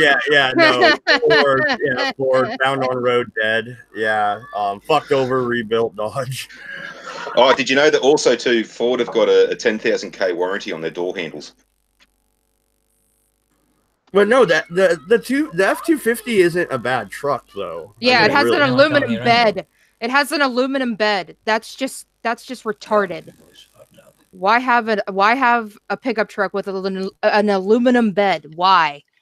That's fucking gay. Well, I do prefer the Silverados, but they're more expensive. So. Well, maybe because they're not fucking gay. You sound like my freaking wife. Yeah, every time I even bring up a Ford, she's like, "No, Chevy." I'm like, "God damn it!" Fucking gay. Most commercial utes that they use for like courier work and stuff like that out here have got aluminum trays on them, or aluminium trays. Aluminium, thank you very much. I don't understand that concept. I don't know why put an aluminum bed on anything. It's lightweight. Aluminium doesn't rust. Okay, there were two people talking at the same time. What? Because it's lightweight. Oh, I mean, I got that, but it doesn't rust. Steel rust. Yeah, that too. That too. Yeah, but if you throw something hard enough, it's just gonna fuck up the bed, and then it's gonna get rusted anyways. Well, throw in a bed lining then. No, it still doesn't rust. You get the plastic bed linings in there. Yeah, but then you pay another, like, I don't know, $400 or $500 to bed line a truck. Well, the lorries, some of the lorries I used to drive had wooden. They had wooden trays on them. With the bed liner to begin with, you would think that would be an added, fucking perk. Because they want you to pay the money to bedline the fucking car, you retard. It's all about money. Like, that fucking cruise has heated and cooled seats. First off, I didn't know they made cooled seats. That's kind of interesting. But like, really, I need my ass to be warm. Like, isn't there a heater right in front of me anyway? Well, it's nice in the wintertime, let me tell you what. I found heated seats just exemplifies the smell of your farts, so... Well, I mean, where's Memes at? Is he huffing his farts right now in his Honda Fit with his heated seats? I always figured Memes more for a Prius guy, to be fair. Well, no, he said he was going to get a Prius, but they were too expensive. Because I kind of figured Memes would be a Prius guy too. I messed that. Fair enough. I actually drove a Prius. They're not that bad. Oh, when I used to have my Land Rover, I used to find that fucking Prius drivers used to fucking try and pick fights with me all the time. It's like, you're in a Prius, fuck knuckle. I'm a V8 Land Rover. I'll run over you, you asshole. Yeah, but the best part about it is, like, I saw a bumper sticker that said, "I drive a Prius, so I'm saving up money to buy more guns." I was okay with that. That was cool. Well, no, I don't like Priuses because we had a contract out, right, to remodel this fucking building. My boss didn't care that we smoked weed on our breaks, so we're in the loading bay fucking smoking a bowl. The owner of the building owned a Prius, and they are so fucking silent, he rolled right up on us. We fucking didn't realize he was there at all. Like, that was fucked. I'll give one thing for the hybrids. A mate of mine, we hired a Toyota Camry hybrid, which is basically a bigger Prius, and we took it down to Melbourne. And fucking, he was doing 180 kilometers an hour down the bloody freeway. Like, oh Jesus, he was fucking hammering us. Lucky we never got pulled up by the cops or had an accident. But fucking hell, those things can fly. Yeah, that's because there's no what do you call it? No hesitation between, like, a gas. You've got a gas engine and you've got to wait for the combustion or whatever the fuck. And then you've got an electric engine where it's just right to the pedal. That's why Tesla's coming out with, like, these vehicles that are really fast. Teslas. This is the thing that everybody doesn't realize about Teslas, is that the amount of batteries in them. No. It's when you have an accident in them. And this fucking shocked the shit out of me when I thought, hang on a minute, let's have a look at this. Fucking the first responders loop, for example. Yeah, if the vehicle's in an accident, you got to basically assume that the body is electrified. So to get to the first responders loop, deactivate the battery, you've actually got to lift the bonnet and all this kind of stuff. And if you're out in the countryside out here, you're completely fucked because we don't have very many rescue appliances out here readily available. So yeah, you got to expect that the body's electrified, so you can't, as a normal civilian, go and perform a rescue on someone if they're trapped. If the batteries get compromised, they can burn up to fucking 4 hours. I saw an article of some dude, he got an accident in California, and it literally tore the front of the vehicle off. He was trapped in it, and he basically got incinerated. And then the fireys spent 4 hours trying to put this thing out, and they had to actually follow the tow truck when they took the wreck away, just because the batteries could reignite. Then there's also too, when you're cutting people out of it, they've put capacitors and shit all over the vehicle. Where you'd normally start cutting into the vehicle, you'd cut into a capacitor and basically fry the rescue operator. Those things are fucking death traps. And if you're not fucking dead, the batteries themselves are like 18 grand or some shit. Something ridiculous. Like, I thought a Prius battery, which is about like 2 grand brand new, was bad.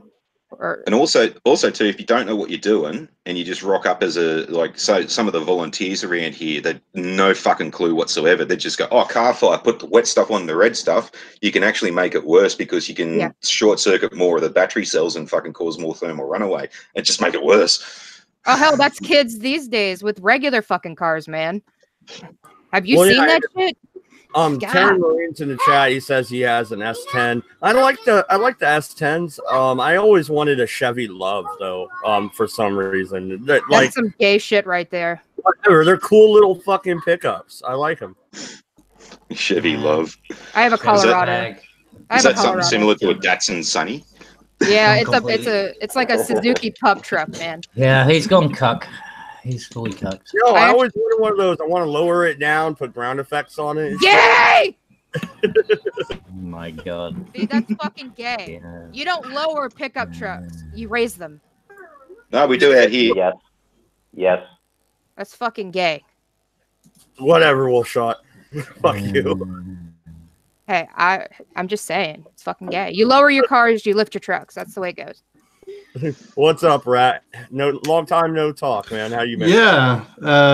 Well, I've been very much busy with the university and stuff.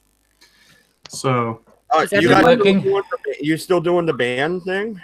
How's that working out? We're working on like we're getting quite close to finishing the new album. So is Rat from another country too? I can't fucking tell. Yeah. You're from Norway, right? Indeed. Rock on. That's where death metal came for from. A second. I didn't want to miss country you. No. Yeah, that would be a bad thing to do. No, I haven't been on in quite a while, but it's mostly due to me being very busy.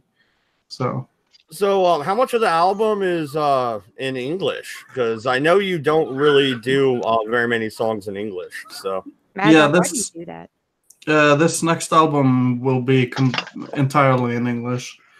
In order to, I don't know, I just feel I'm more comfortable writing in English. I think Norwegian is a bit of a clumsy language to write songs in.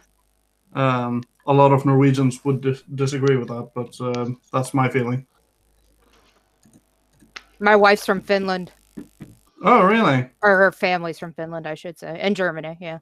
Huh. Finland's an interesting country. I wouldn't be able to understand a single word from people that come from there, except for like Perkele.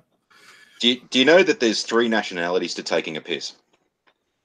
When you're going, you're Russian. When you're doing it, European. And then when you're done, you finish.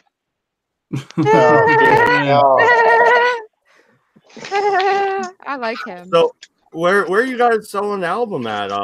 Is it on Amazon or gonna be on Amazon, or you guys have your own website?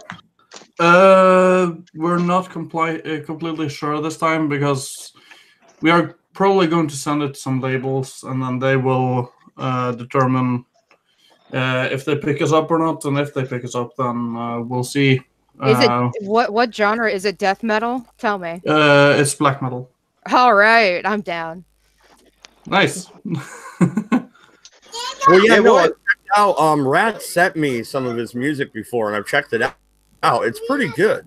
That's why I'm asking some questions, because I wanted to check out the new album. Yeah, Rat, if you could put your music in the side chat or something. Oh yeah, no problem.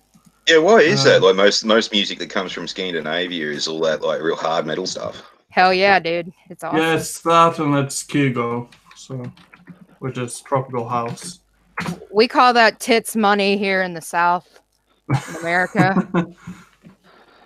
There, I posted a link. Let's check this shit out. Yeah. Yeah, man. You doing anything on your YouTube channel still? I haven't seen any videos come out. So. Yeah, I started an AI series a little while ago where I talked about AI in general. I've basically just made 3 videos about it, but I should make a 4th and a 5th one as well. The 5th one will then be the artificial intelligence. I know I've seen those videos, but it's been a little bit. Like I said, you haven't really been around, so I haven't seen your activity. So, what is your stance? Is it a good thing? Is it dangerous? Hold on, Rat. Do you have any merchandise? Because I'm already digging this shit. Oh, thanks. Yeah, I'll post a link to that too. My view on artificial intelligence is that it worries me, but I do think that if done right, it will be ultimately a good thing. But it's important that we do it right and that we do it right the first time, because we only get one shot. Praise our robot overlords. This is so weird. I think the idea of artificial intelligence is actually quite dangerous, because if you create an intelligence outside of yourself, even though you created it, doesn't mean you'll necessarily be able to control it. It's almost like the Frankenstein story. Oh my God, Mad Dog, have you seen the Love, Sex, and Robots, or Love, Death, and Robots or something? I know I've seen it, that it's on Netflix, but usually the kids are watching cartoons on Netflix. But I'm gonna check it out. Dude, it's fucking awesome. If you like that shit, it's awesome. Well, no, actually, Big Fat Brian showed me a show just the other night. We ended up binge watching the whole season together. And it's about the mafia and shit, like up in Canada. What's it called? Okay, so hey, Rat, it's really good. How do you pronounce the Istarn? Istarn. Nice. Yeah, it means ice tower. Oh my God, that's so fucking sweet. God, I've fallen into the rabbit hole of the Madeleine McCann.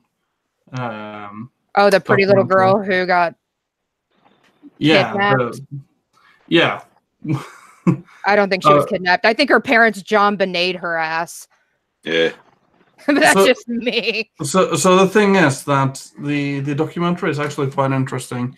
I remember when it happened, and the documentary takes you basically through all the stages that how the police felt about the thing, and you really side with the police all the way through it. So at this point, the parents are no longer the prime suspects in the part I'm at, and I no longer feel like they should be. But at one point I was like, yeah, fuck yeah, they are the ones that did it. But yeah, it's a very interesting case, seeing as she seemingly just vanished. Yeah, I think her parents like threw her somewhere, like down a ditch or some shit. Honestly, I'm not sure what you guys are even talking about, to be honest. You remember that really pretty I think she's 3, blonde girl who went missing in Portugal, but she was from the UK? Yeah, she had some affluent parents. They went out for dinner one night. Madeline. Yeah, Madeline. She was Madeline. she looked super Aryan, like blonde hair, blue eyes, fair skin, gorgeous little girl. Yeah, she could have been the child of the golden one. Yeah, apparently, like the parents went out for dinner one night, and then they came back, and she was missing. And there's like lots of conjecture. Is like they reckon that one of a dozen things. Like they reckon that she might have even been put into fucking slavery, like child trafficking. Taken. The parents offed her. It might have been a babysitter that offed her. Geez, it's fucking complicated as fuck. Yeah, dude. Like, I bet it's the parents. Yeah, I think it's like Casey Anthony, where she, killed her kid. Like, thing about the parents is that if it was them, I don't think that would matter. The dumb shit should have come out here and blamed a dingo. I personally believe that if it was the parents, I believe that the case then would probably be that they over-sedated her by accident, and then they just threw the body away somewhere. But I'm not sure it necessarily was the parents. No, because the thing was, but people are forgetting that it wasn't on her own. I mean, they had like it was an apartment that they had. They rented the whole apartment, so there's other families too, with other kids. Yeah. So it wasn't like that they could do this thing, on a whim, like on their own. I mean, there was all these other kids around as well. I don't think it was the parents at all. I don't either at this point. Mostly because it's like it seems illogical for them to when would they have the time to get rid of the body? They were on camera like all the time in the 2 weeks after she disappeared. Yeah, and also they had no reason to. But people kill their fucking kids all the time, and they don't give a shit. Yeah, yeah, okay, some fucking dumb hick in the middle of nowhere. Yeah, but they don't. But we're talking about some dumb hick, not the UK, not the British people who are sophisticated. The thing you're talking about people who are going on an expensive holiday in Portugal, renting an entire, like villa. I mean, we're not talking about people who are. That's like insinuating rich people don't kill their fucking kids. No. But why would you go? To do it? Why would you kill your child when you're on vacation and you really can't control the surrounding elements? I don't know. Heat of passion murders. I don't know. That's the first thing that comes to mind. I don't know. No mention whatsoever that she was an emotional child, or I mean, there's no story being a problem child. I mean, sometimes people just fucking snap and shake their babies and kill them. She was too old for that. No, I know, but I'm just saying. I really don't know this story. So where were they? They were in Portugal. Could the kid have been kidnapped? I mean, that's what we were just saying, right? But this is one of the things. Portugal is one of the major. Portugal is a major place where child trafficking does occur in Europe. Yeah, and also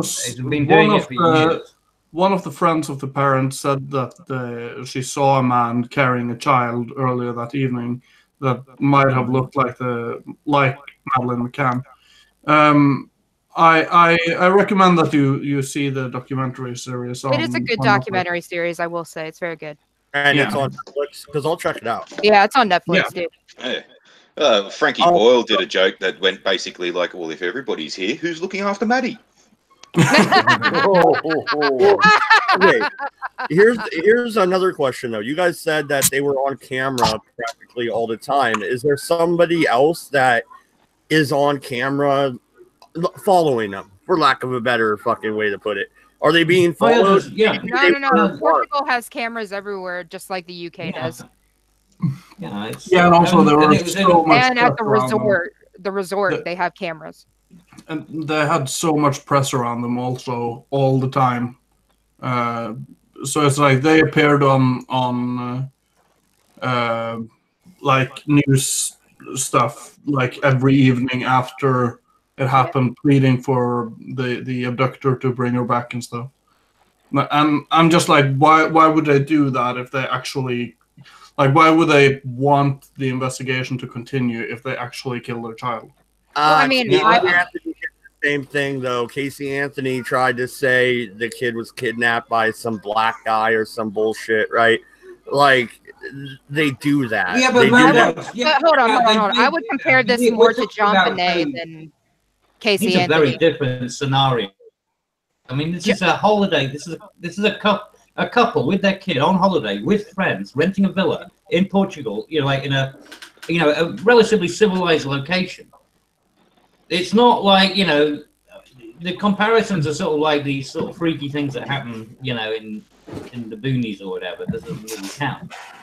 This would be more comparable to, let's say, John Benet Ramsey's family.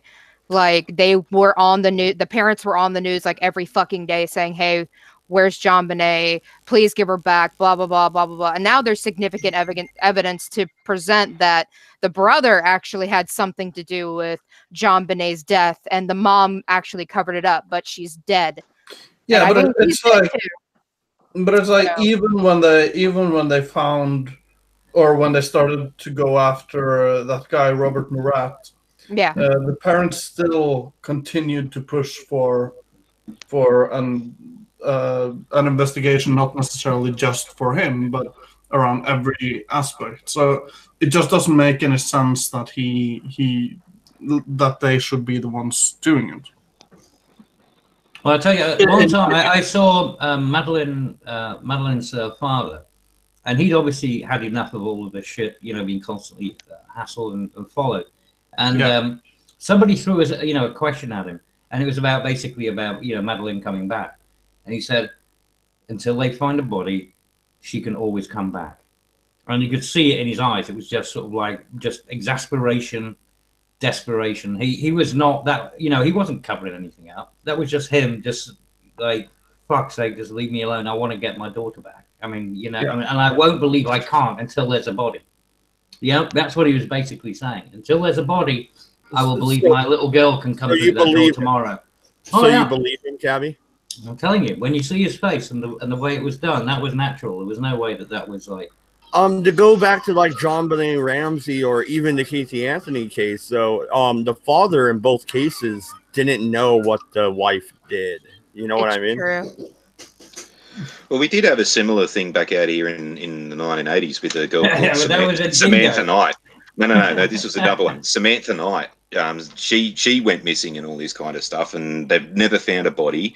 They actually found it was about 8 or 9 years ago. They charged a bloke, and regardless of whether there was a body or not, they just spent well, he did it. He put the body in a rubbish dump, and now that rubbish dump's been fucking churned up so much that they'll never be able to find any remains or anything like that. But they still went and charged this fella for it. Did anyone else hear that ting? What is it with these bloody bell noises that people? That might have been me. I'm running fucking my internet off the. No, that was 2 minutes ago. So, oh yeah, no, it would have been me. Running my internet. Jack in the chat asked, "Is Mad saying women are evil?" I'm not saying women are evil. I am. I mean, I wouldn't dare say such a thing. Women are so fucking cruel, dude. Yeah, anything that bleeds for 8 days and doesn't die has to be something fucking evil. Yeah, kill it. Gotta be something wrong with it. Women are cruel, man. Well, vicious creatures. But I mean, there is a point though that the fathers couldn't fathom the fact that their wife and the mother of their child could do such a thing, and they believed the wife, completely. Yeah, but again, you see, this is the thing. They came back from the restaurant that they were having a meal next to the villa, and they both went back at the same time, and she was gone at that point. So the mother didn't disappear off or at any point. They just had a meal, and then they went back to the villa, and she was gone. So the mother hadn't done anything. No, it was the mother. It was the mother that noticed the child, but because they were at a tapas restaurant or something, and then they turns checking on the children.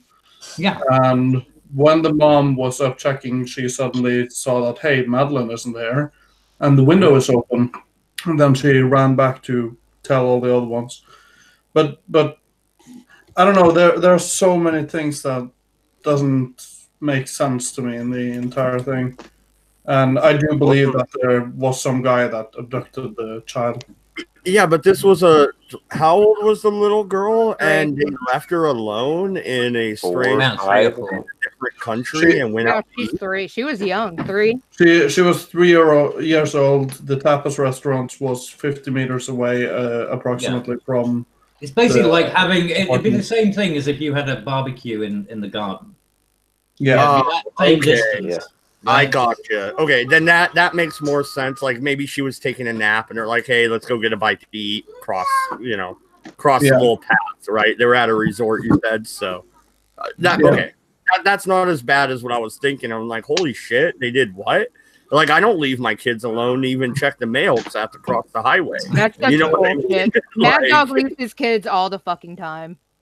No, he tries, but they keep dragging him back. Bastard can't get away. The reason he doesn't do that has nothing to do with the kid not being there or anything else. It has to do with the fact that if he leaves the house for an extended period of time, he might come back and find it burnt to the ground. Hey, MC. I don't want the kids fucking with the wood stove. That's for sure. Yeah, and then support checks will stop coming in from the government. Oh, you shut up! It's fed up with them. It's like play outside on the highway. Mr. Big, I don't want the government. Savage. To be fair, my dodge is enough kids that it would take a wee while to notice one missing, I think. At least Mad Dog cares about his kids. Well, no, and we were talking about documentaries on Netflix. What do you guys think about Making a Murderer? Like, especially the first one. Do you think that guy was it? Fuck that guy. He totally did it. Fuck him. Okay, so I never got really into it, mostly because I felt like the documentary was very clearly biased. Oh yeah. So I wasn't able to. Yeah, so I wasn't able to get too much into it. Fuck that fucking faggot guy, dude. He totally killed her. I don't even know what you're talking about. Making a Murderer. It's on Netflix. It created a lot of hype. There were absolutely, but there were absolutely some questionable things that happened with the police, like when they interviewed the disabled guy and whatnot. But that doesn't mean that he didn't do it.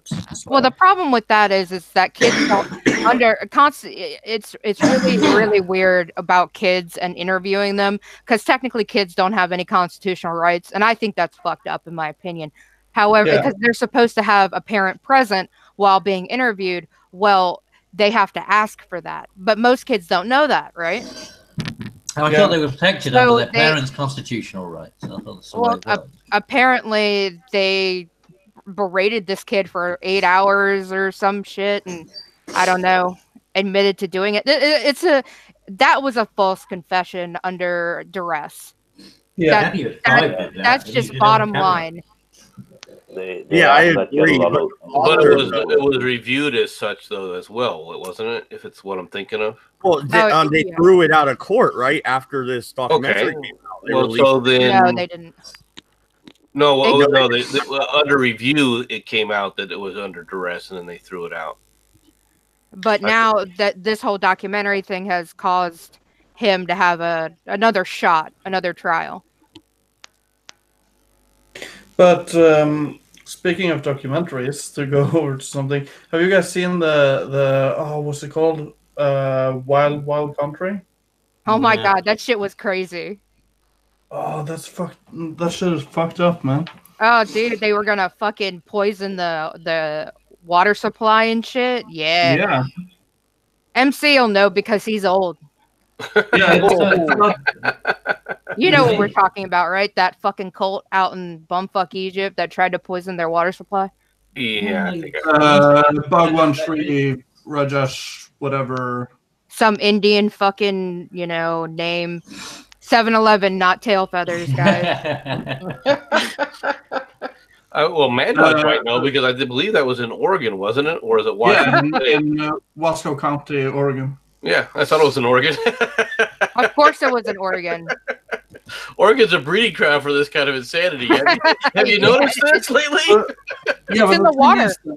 But it's the weird thing because the locals didn't want anything to do with it. They fucking hated they protested them, dude. They were like, "Get the fuck out!"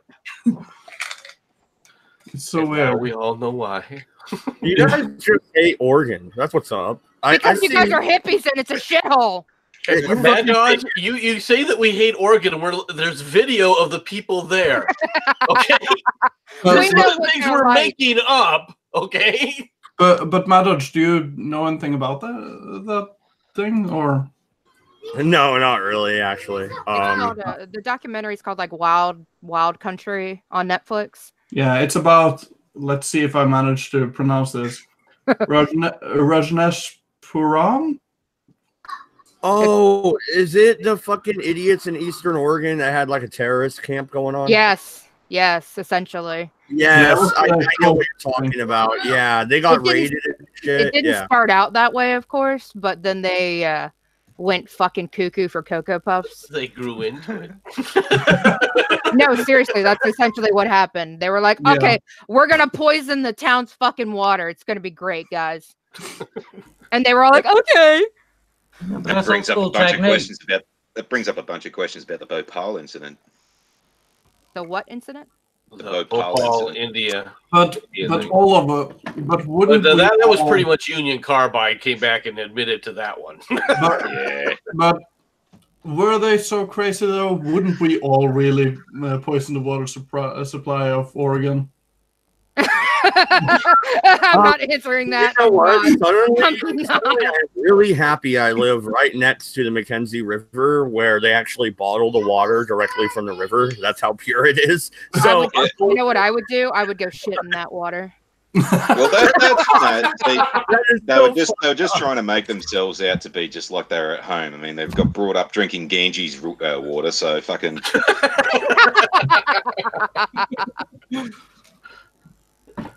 I love documentaries, so I probably like gone through Netflix and Hulu's documentaries like 9 times. I love that shit. I'm weird. I look forward to the next 60 minutes when they find you squatting over a riverbed. I'll be there. I'll be dressed like Bigfoot. Mad Dog won't know. Yeah, but I'm also watching a lot of documentaries lately. Like I saw the one about the Texas Tower shooter. Oh, yeah, dude, that was a good one. Yeah. What did they say? What did they say in the documentary about the Texas Tower shooter? He was a bad boy. He was very naughty, and he shouldn't do it again. They put him on the naughty step. He was the #1 reason for gun control to be implemented. No, I don't know. It was just a bunch of interviews with the people that were there. So he was a Marine, right? He was a Marine, right? Yeah. Yeah. Okay. So but wasn't he also a postal guy? Didn't he? Because he was an ex-Marine, but wasn't he one of these postal things too? Wasn't he one of the reasons that you ended up with that going postal sort of? No, the going postal comment came up because for a while in the United States there was like a rash of 3 postal workers in a row shooting other co-workers. Yeah, but then it applied. Yeah, but it applied to lots of other things after that, didn't it? Because there were just shootings in. They just expanded it. They came out with it. I mean, it was a running joke. I mean, so basically every workplace mass shooting or whatever is called going postal. Yeah. But but I thought that he'd actually worked for the post office as well. No, I don't think. He was an ex-Marine that, like, I don't know. I think something snapped. I can't exactly remember. Well, that's why I thought he was working for the. Well, he wanted. There was something about he was having respect. It was something about the college and that caused him to snap. And yeah, at that point, he climbed up to the tallest thing and started basically just shooting. Yeah. He went full. He went balls to the wall, man. He was like, "If I'm going to do it, I'm going to do it." He had booby traps in the stairwell so they couldn't run up and get him. I mean, he planned this out. Hey, I got 3 words for you. I hate Mondays. He had no intentions. He had no intentions of being caught. Isn't there a woman? Whatsoever. Isn't there a woman who like killed a whole bunch of kindergartners because it was Monday? Yeah. No, it was a child. That's what I don't like Monday's song. Yeah, it was a child who ended up homeschooled, and then because they didn't go to the school opposite, then she just ended up shooting the school opposite because she lived opposite the school. They wrote a pop song about it. Yeah, it was they released her. The Boomtown Rats. You know she got out. I don't like Monday. Seriously, they released her and she changed her name. She's living like who knows where. She could be your neighbor. Like, yeah. Oh well. He wants to shoot kids. That's fine. When we're on the subject of shooting people, I think we should all say that. Remember, guys, subscribe to PewDiePie. Oh God! Yeah. Goodbye, channel. Goodbye, Mad Dog. It was a great ride. Oh no! It was nice knowing you. I love this meme. Someone sent me this meme once, and it's like, bring your MP3 to school, and it's got a couple of kids with MP3 players. Bring your MP4 to school, it's got a couple of kids with iPods, and it's got bring your MP5 to school, and it's got a picture of Columbine.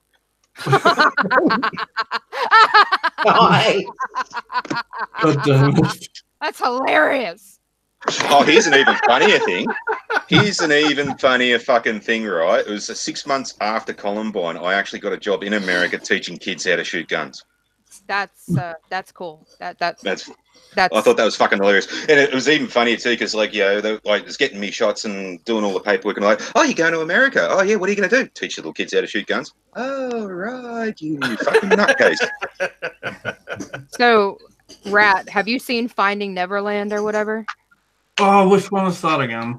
The one with Michael Jackson. The Michael Jackson. Leaving Neverland. God, yeah, tedious thing. It's like 2 hours long or something. So here's the thing. I am planning on watching it. I just haven't gotten that far yet.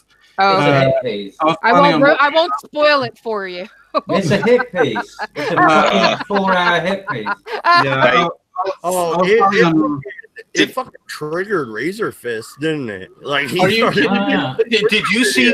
You think that's bad? Did you see? It triggered Razor Fist. Why? Oh yeah, seriously, it's a 4-hour hit piece, though. It really is. Yeah, but why did it trigger him? Because he's a real fan of. He's a believer that Michael Jackson was completely innocent of the charges. Yeah. Well, I don't believe he was completely innocent, but I don't believe those two guys in the movie at all. I'm like, even if he was innocent, isn't it a little bit creepy? The guy's dead. Why keep raking over the coals? That's the other It's thing. not going to make anything any better, is it? Because just like Diana, it makes money. What were you saying, Diana, Rat? it makes money. Oh, I'm just saying that even if he is innocent, I'm not sure whether or not he was, but even if he was, wouldn't it still be a little bit creepy to like lay down in bed next to strange children, or to let your? Sorry, Mad Dog, go ahead. Yeah, well, no, I was going to say, here's the thing, though. There's not necessarily any proof of that, and even Macaulay Culkin came out and said, when they say we slept in his bedroom, listen, his bedroom was 3 stories. It's not like we were fucking sleeping in bed with them. Yeah, exactly. Yeah, it was a sleeping quarters, wasn't it? There was hardly a bedroom. It was sleeping quarters. He even Michael Jackson even admitted to sleeping in bed with kids, right? Yeah. So yeah, he said something along the lines of "There's nothing more loving than cuddling up to," or something like that. Not so much up shit. Yeah, I know exactly what you're talking about. It sounded but as screwed up as that is, messed up as that is, did you read about what Barbara Streisand said? What did she say? What did she say? He has needs. His needs are his needs, and he had needs. These kids are still alive, and he had needs. That's disgusting. All right, I mean, I was just like, you got to read the article. It's like, that's a really bad way of trying to justify. Hold on. Even though, I watched 4 hours. I watched the whole thing, all 4 hours of it, and honestly, I don't believe them. But even if I don't believe them, her saying that and justifying that kind of abuse, that's disgusting. Yes. And it was unbelievable what she was saying. That's appalling. She was basically trying to say that the parents were at fault, not Michael Jackson. Well, I mean, if you knew what Michael was like, you should have been taking more care of your parents. You shouldn't let him out of your sight. I mean, that's like. I mean, that is a fair. Hold on, that is a fair point though, because those parents knew.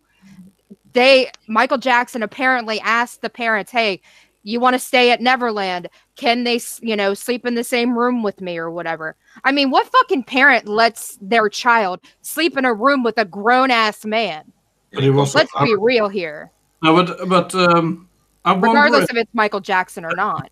I wonder if Barbara Streisand is going to, use the same argument when Joseph Fritzl dies. Being like, well, who's still alive?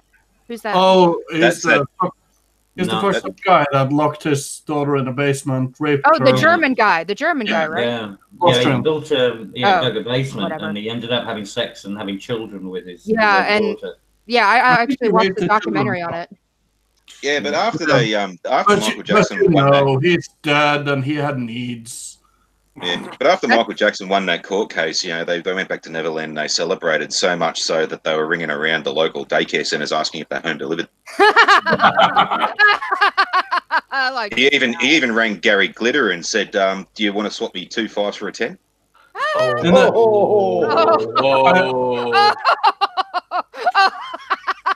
I also feel like there's like a Brad Angelina joke in there somewhere, but I just can't.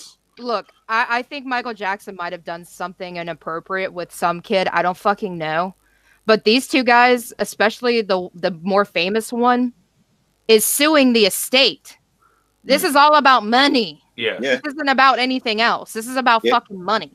Yeah, and all it's doing is hurting Michael Jackson's kids. That's all it's doing. Yeah. But then again, having said that, made a lot of comments about it. But his daughter came out and said, "I'm not here to defend my father."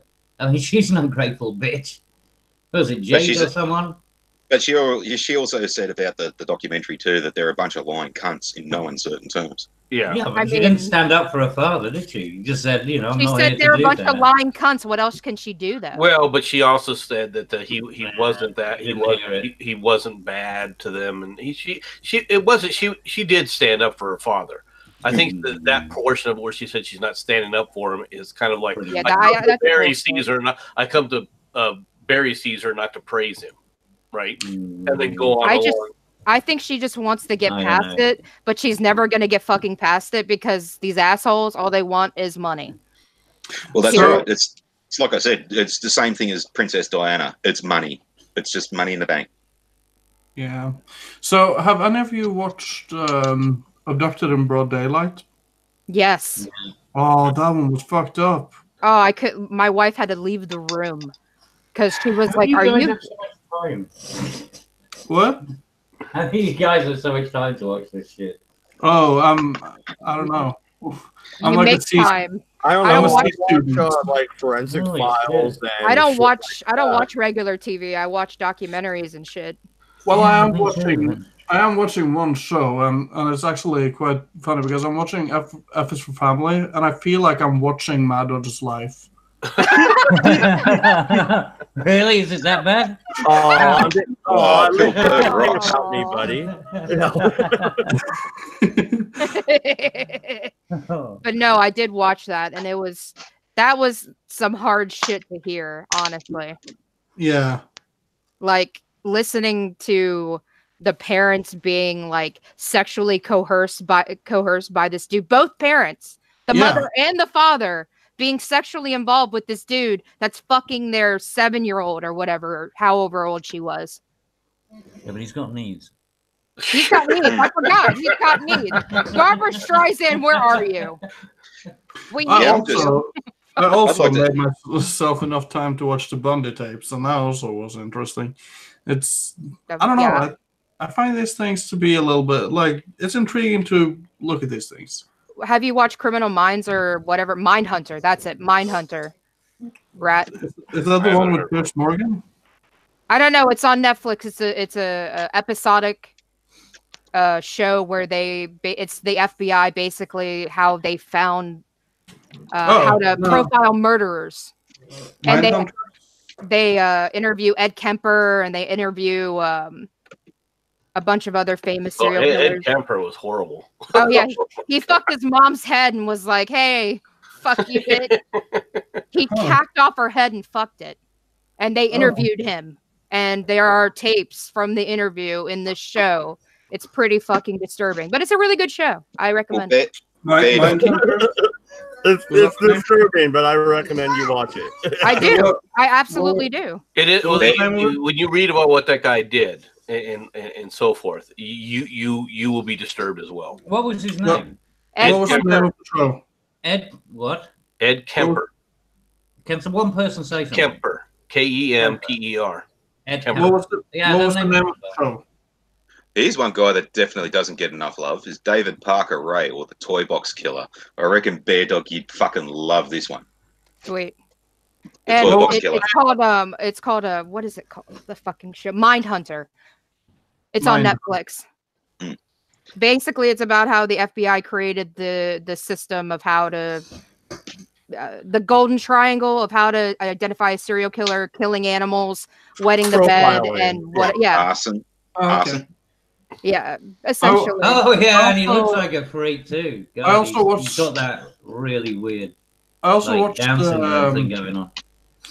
I've seen a documentary show about. You know what show I'm waiting for to come out, and it's not just Game of Thrones, but Cobra Kai that comes out. No one cares, Mad Dog. Thank you. What rap? Okay. There's a show on Netflix about multiple people that are on death row, and they basically tell what they're in for. What was the name? I Am a Killer or something? Oh, I haven't seen that yet. I did see the one that HBO did called Red Onions. The Red Onion. It's the maximum security prison in Virginia, and it showcases all these prisoners that are on life, and and they're in solitary confinement. They basically live in a box for 23 hours a day. You guys now in a 20-minute interview with this Kemper guy. Dude, there are so many tapes of Ed Kemper and a couple of other serial killers these guys in the FBI taped, and it's really fucking crazy. I think I recognize the guy because he's got that weird autistic sort of like Down syndrome look to him. Oh my god, Ed Kemper looks very much like a pedophile. He's like 7 feet tall, legit. But he wasn't a pedophile. He was just a murderer. Yeah, no, he just killed women and fucking raped his mom. Well, he killed the women. He would rape their bodies after they were dead. Yeah. Okay. Well, this is where I reckon you'd be into this David Parker Ray fella, because he'd been going since the 1950s up until 1999. He lived in a place called Truth or Consequences in New Mexico. And he's got 3 confirmed victims, but they reckon there's up between 40 and 60 over the time. And he had this more than Ted Bundy. He had a semi-trailer.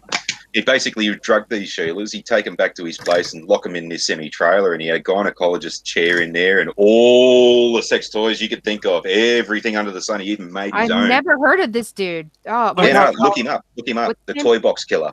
Okay. Have any of you seen Brooklyn Nine-Nine? Because I found, God, I love it. I found a picture from Brooklyn Nine-Nine. I posted it in the sidebar. He looks exactly like that Kemper guy. It doesn't. Yeah, oh my God, he does. Yeah. That's creepy.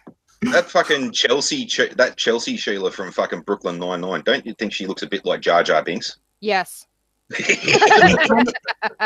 Who? Yes. The Sheila, there's the one that's the secretary that hardly ever works. Her name's Chelsea something or other. Fucking, she looks like Jar Jar Binks. Got a really long face. What other? There was a serial killer in Australia or New Zealand. He kidnapped women and would keep them on his compound or something. I can't remember his name. I watched a movie about it. She was like 16 or something, and he kidnapped her, made her have kids and shit. Huh. I know you had the hitchhiker. Yeah, Ivan Milat. Ivan Milat was the backpacker murderer. That's it.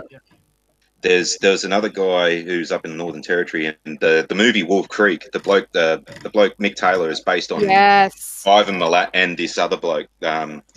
He killed a British guy and fucking. That's a bullshit story with this one too, because this guy up in the Northern Territory bailed these 2 fucking British cunts up.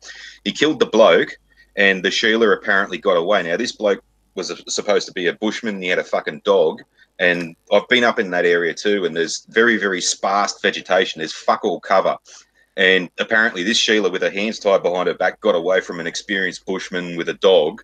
And apparently this guy got the shits because he couldn't find his Sheila. He went and killed his own dog, which that's a load of bullshit. Now, she doesn't want to talk about it anymore, and she doesn't want to get into it and all this kind of stuff. And there's a very, very big consensus out here that she had something to do with it. All right, so I need to go. It was nice talking to you, Rat. Yeah, man, hit me up on Twitter. I want to get into more of those documentaries. What's your Twitter? Put it in the side chat. Always a pleasure, Ratty. Yeah, I hope to have a little bit more time now going forward. Yeah, Ed Kemper, though, he would cut off the heads of his victims and save them. And he, as a young man, he killed both of his paternal grandparents. Oh, yeah. Well, you gotta start somewhere. And so in his he as a part of his sentence from that, he was supposed to go and regularly attend psychiatric hearings, right? And in the final psychiatric hearing that he had, right, he literally had one of his victims' head in the back seat of the car that he drove, right, in a box. And that psychologist came back and said, "This guy has fully rehabilitated."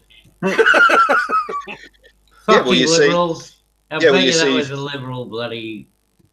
Oh God, you know that was. Well, psychology back then wasn't exactly the fucking, Yeah, well, you see, over in England, if you fuck something's dismembered head, that means you can be prime minister. Absolutely, yeah. Well, but it's got to be porky. It's got to be porcine. You can fuck a pig. That's not a problem. I mean, we have a huge thing about serial killers, and I know for a while the United States was trying to push this thing where you couldn't sell murderabilia or something. Yeah. Like my Charles Manson letter is considered murderabilia, right? And if you sell it, it's considered like supporting what he did, apparently, or something. They tried to make it so that no one could profit from it, and any of that would go straight to the victims' funds for the family, supposedly. Yeah. Well, that's ridiculous. It's kind of like Charlie Manson put out records, right? I mean, what, you're not allowed to buy those? Yeah, well, they sort of do the same thing in Europe with the Nazi stuff as well, because they sort of consider it similar to that. Well, don't you guys do that with everything over there? Yeah, but like here in America, though, there's Nazi stuff, but that's stuff that was, pilfered during the war. It was war trophies. They were the spoils of war. You're allowed to bring the spoils of war back. Yeah. Well, back then you could bring back a machine gun. What are you talking about? Or actual Nazi flags, that they fucking. No, there's a guy who got I remember seeing a documentary about a guy who managed to get like a howitzer. Well, not a full lot of big howitzer, but like the big bastards. Yeah. He managed to get one of those sent back over. Well, shit, at gun shows, you can, here anyways, they've got a whole bunch of, World War II memorabilia. They have a bunch of, Civil War, Vietnam era stuff, Yeah. Well, out here, they were basically the soldiers coming back from Vietnam. They mostly had AK-47s and shit in their equipment. Basically every AK-47 that's in Australia basically came from Vietnam. And they were telling the guys when they're coming back on the ships that the customs was going to go through their gear and stuff like that. So if you ever go scuba diving in Sydney Harbour, you can find a bunch of AK-47s all rusted to fuck, but they're still there. And some of the guys didn't believe it. And they just didn't bother pulling them out of their packs, and customs never boarded the ship, and no one asked. Yeah, exactly. The same thing that happened.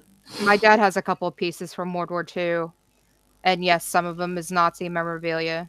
Well, it's not memorabilia, really, is it? It's just stuff that you collect, you picked up. Yeah. I say memorabilia, but it's not. I don't know. Yeah, I mean, he wasn't collecting it because he sort of believed in the Nazi cause. Yeah, no, he could. You know what I mean? It's like he just picked it up because it was part of his. It's like a little memento. Yeah, he's got communist Russia or USSR. Those are mementos. Yeah, the big problem I've got with this whole trying to fucking eradicate everything Nazi and all this kind of stuff is that, as a militaria collector and historian and all this kind of stuff, that, I prefer to have the item that you could actually see, pick up, feel, smell, all this kind of stuff. This is what it looks like. This is what it was, and that's the history of it. It's not glorifying the background of it, not glorifying the Nazism or anything like that. And if you do try and eradicate the whole lot, you're basically not giving any evidence for the future generations to go, well, how come it was that bad? My dad's military collector. My father, my father is a military collector. There. Yeah, and there's no such thing as a Nazi engineering. There was engineering that was done by Nazis, but the idea that a gun or a particular piece of equipment somehow is tainted, is somehow it's got some voodoo curse on it. It's bullshit. Yeah, well, Schmeiser and DWM and all those kinds of companies, they were private companies. They were just contracted by the Nazis. They were making weapons before the Nazis existed. They made weapons well after the Nazis existed, and they were private entities. Just because they made weapons that the Nazis bought doesn't make them Nazis. But that's what a lot of people misconstrue with that. Well, my father even has a piece from Chairman Mao. Holy shit! Crazy. You can have your little red book. You don't have to believe in it, but yeah. Hell, I've got a copy of Das Kapital. I don't believe in that shit. I got one of the Doug Anthony All Stars. This is the whole bullshit about the idea that there's some relevance to ownership that indicates that you have some affinity or affiliation to something. That's really funny. Back in the 80s, there was a comedy troupe in Australia called the Doug Anthony All Stars, and their initials went DAS, D-A-S-S, and they actually had a show on the ABC area called Das Kapital. No one had a fucking problem with that. That was funny too. It was a real funny show. Well, it's like we lived. MC, you might know Carlos Hathcock. No, don't recognize that name. Sorry. He was the Vietnam sniper. He was the one that got the most kills before Chris Kyle came along. Oh, the one they claimed that shot through the actual through the optics of the other guy. Yeah, that myth. Yeah.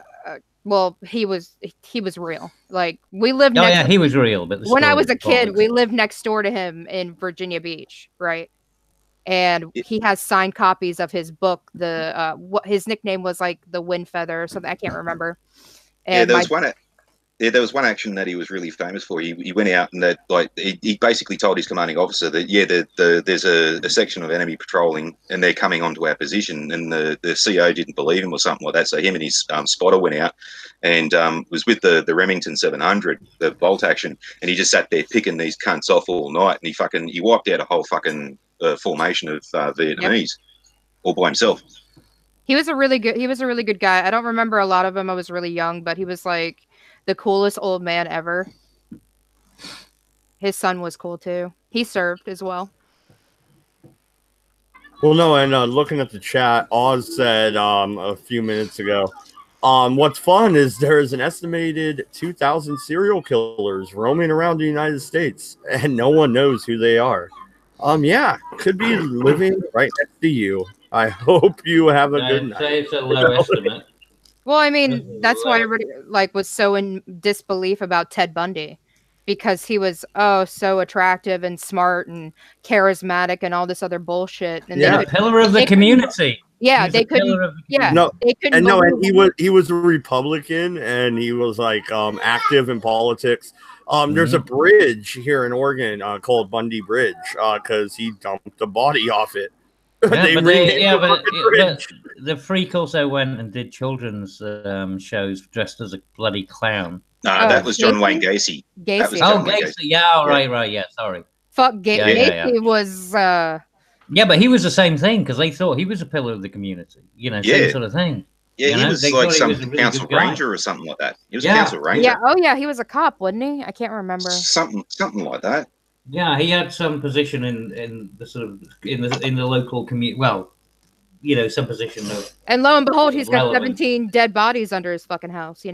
Yeah, well, everyone needs a hobby. Well, I actually He's got needs. He's got needs. I actually jokingly need to change the name of the stream to "He's Got Needs." I actually jokingly say from time to time that women out here are so fucking retarded that they'll jump in the car with Ted Bundy to get away from me. Wow. What the fuck? Holy shit. But, to be honest, it's a 50-50, isn't it? I don't know. MC, what do you think about serial killers? You're really quiet for some reason. He's just sitting there going, hope they don't fucking pick me, hope they don't find out.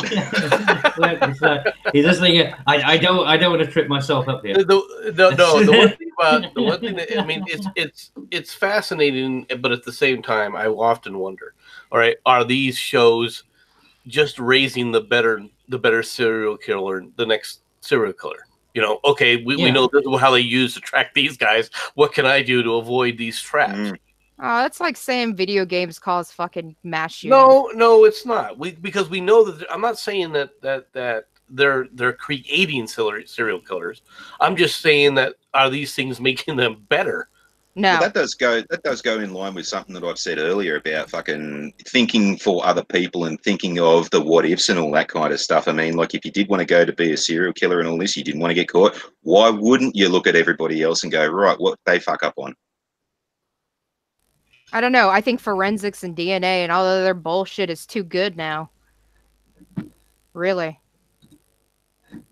I mean, I'm not saying there will never not be serial killers. What I'm saying is it's kind of tough to not get caught now, I guess. I don't know. But having said that, wouldn't the logic be if it was indeed that fact, then wouldn't they have found Madeleine McCann by now? Well, they're not in America. I'm kidding. I don't know, honestly. I'm just saying. I'm not arguing. I'm just saying. Wouldn't that be the case? Yeah, but I mean, you have to have a DNA. You're gonna have a source in order to identify where she's been. So, I mean, if there's no DNA, if there's no evidence, the police came in and fucked up that whole fucking crime scene. Yeah, but they're Portuguese. That's what I mean. It's very weird. I mean, they even explain in the documentary that the Portuguese police totally fucked the investigation. And So- the British were there. I mean, well, you know, the Scotland British, Yard they do everything by the fucking book, and then that you've got the Portuguese that are like, we're just gonna fuck this up completely. Yeah, but no, because we had to ask permission to go out to that country in order to like assist them. But you with guys were trying to do investigation. everything. You guys were trying to do everything by the book, but the Portuguese already fucked it for y'all. Is what I'm saying. Well, yeah. But then on top of that too, you got Rotherham, which sort of makes the British police look a bit suspect too. No, right. No, the British police have always been fucking suspect. But no, I figured I'd go ahead and look it up. Yeah, that's Bundy Bridge. It's outside of Monroe, Oregon. Ted Bundy dumped a body off of it into the Long Tom River. I expected to see your house under that bridge. No, no. I'm surprised you still got a tank bridge and a Bailey Bridge there. But yeah, no, they renamed the fucking bridge after they found the body, which is odd because they named it after, you know, a serial killer. That's kind of bad form, right? Well, you guys are hippies and retarded, so I mean, not surprised. I'm not surprised. Nah, see, too many bowls in the morning. That's what it is. Or not enough. That's for damn sure. Not enough. But like it's like with the murderabilia argument, they say that kind of glorifies serial killers. You know, that's their argument. It freaked out a lot of people, to be honest. And when people learned, I remember when they were talking about that law. What happened, if I remember correctly, weren't there at that time a ton of people that admitted that they were basically writing, you know, pen pals to Charles Manson, and their family started freaking out. Oh shit! Yeah. They had to set up a separate fucking PO box just for Ted Bundy with all the fan mail that he was getting. Mm-hmm. And if I remember, John Wayne Gacy as well with his paintings. Yeah. That's the thing that really started it off. Was John Wayne Gacy was making paintings from his cell and selling them for like fucking obscene amounts of money. Didn't Manson do the same thing? Manson did more of like yarn spiders and shit. And music. He made and poetry as well. Well, not poetry, but sort of, you know. But yeah, go ahead. They call it poetry now. I'm not saying poetry. My letter is a whole bunch of fucking jumblings and fucking. I don't understand what he's trying to say, but he says thanks for writing. At the what end. about OJ and his book? OJ was found innocent. All right, whether you like it or not, found not guilty. Okay, but he was found guilty in a civil court. I mean, yeah, and they asked him whether he'd get married again, and his response was he'd have another stab at it. Wait a minute, MC. No, MC. This isn't fair because you tell me this shit all the time. I have to deal with the goddamn.